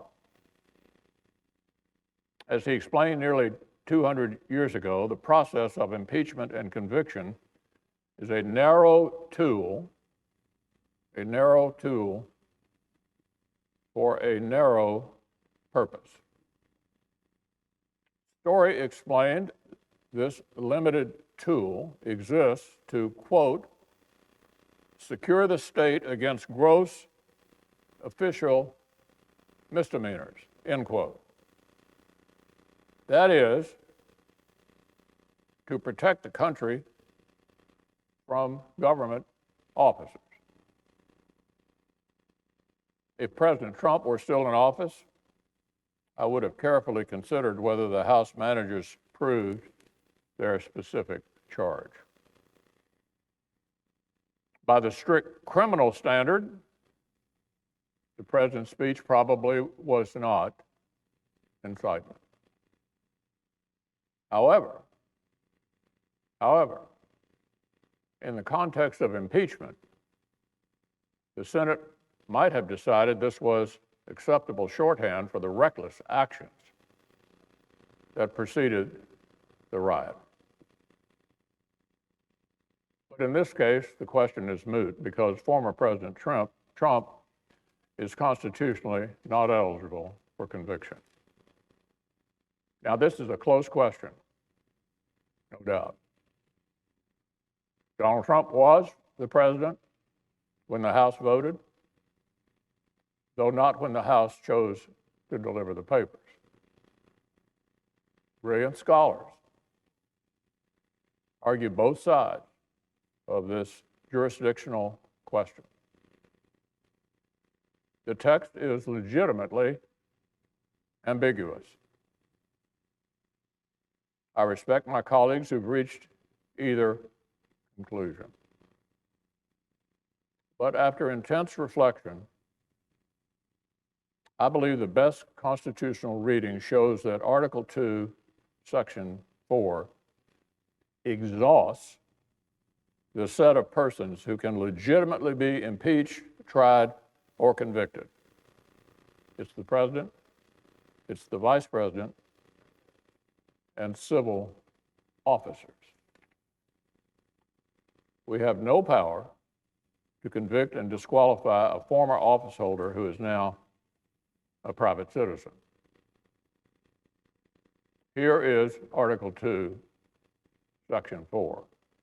Quote, the president, the vice president, and all civil officers of the United States shall be removed from office on impeachment for and conviction of treason, bribery, or other high crimes and misdemeanors, end quote. Now, everyone basically agrees that the second half of that sentence exhausts the legitimate grounds for conviction.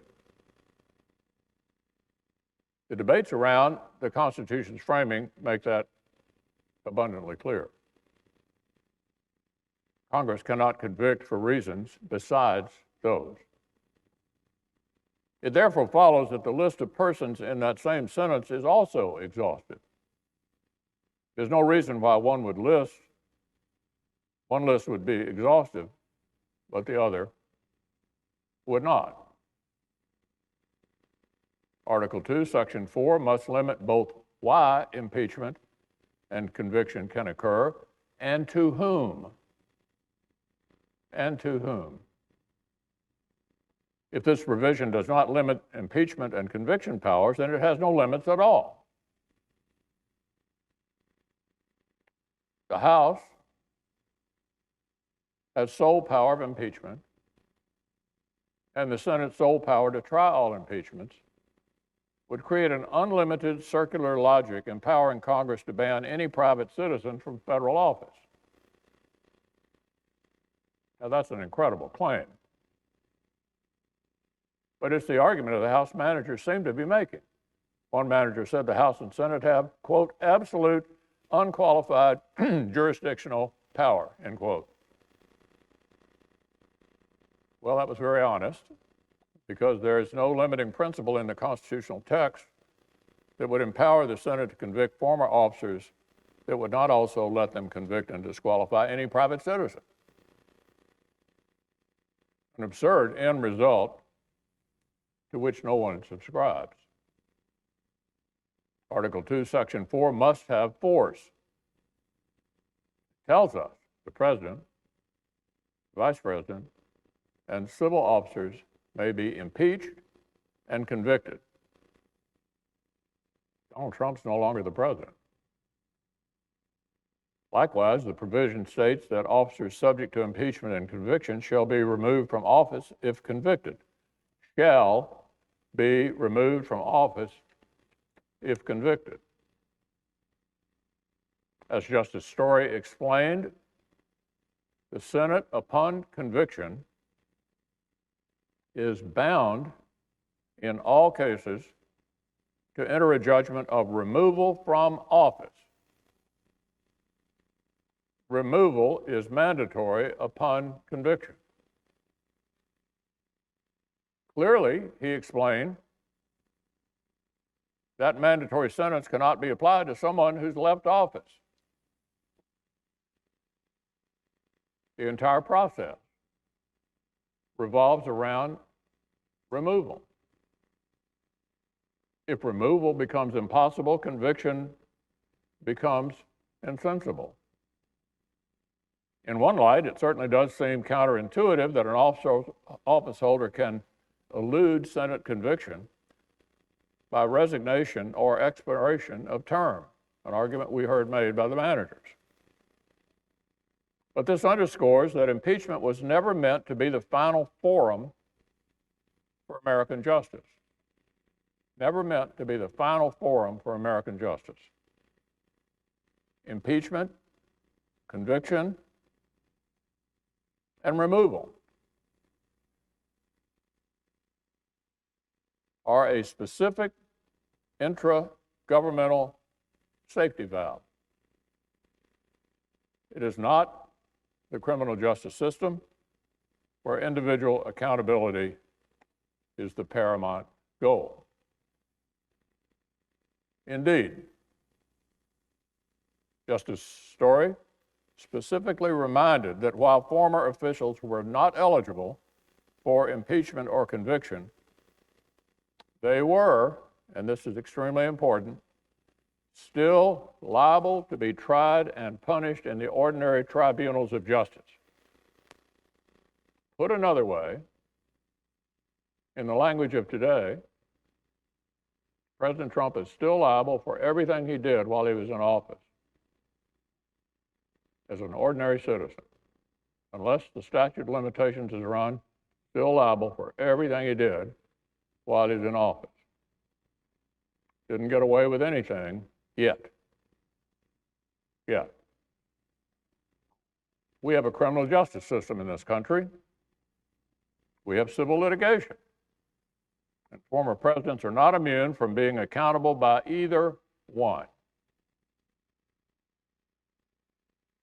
I believe the Senate was right not to grab power the Constitution doesn't give us.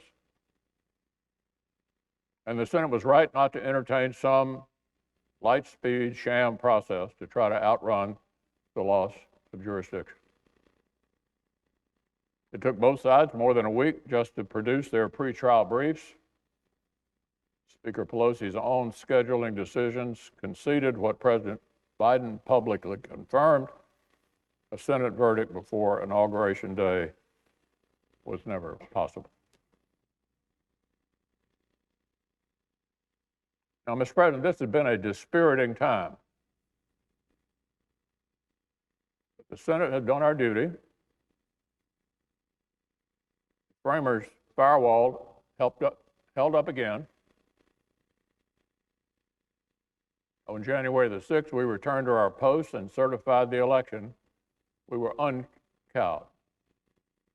We were not intimidated. We finished the job. And since then, we resisted the clamor to defy our own constitutional guardrails in hot pursuit of a particular outcome. We refuse to continue a cycle of recklessness by straining our own constitutional boundaries in response. The Senate's decision today does not condone anything that happened on or before that terrible day. It simply shows that senators did what the former president failed to do. We put our constitutional duty first.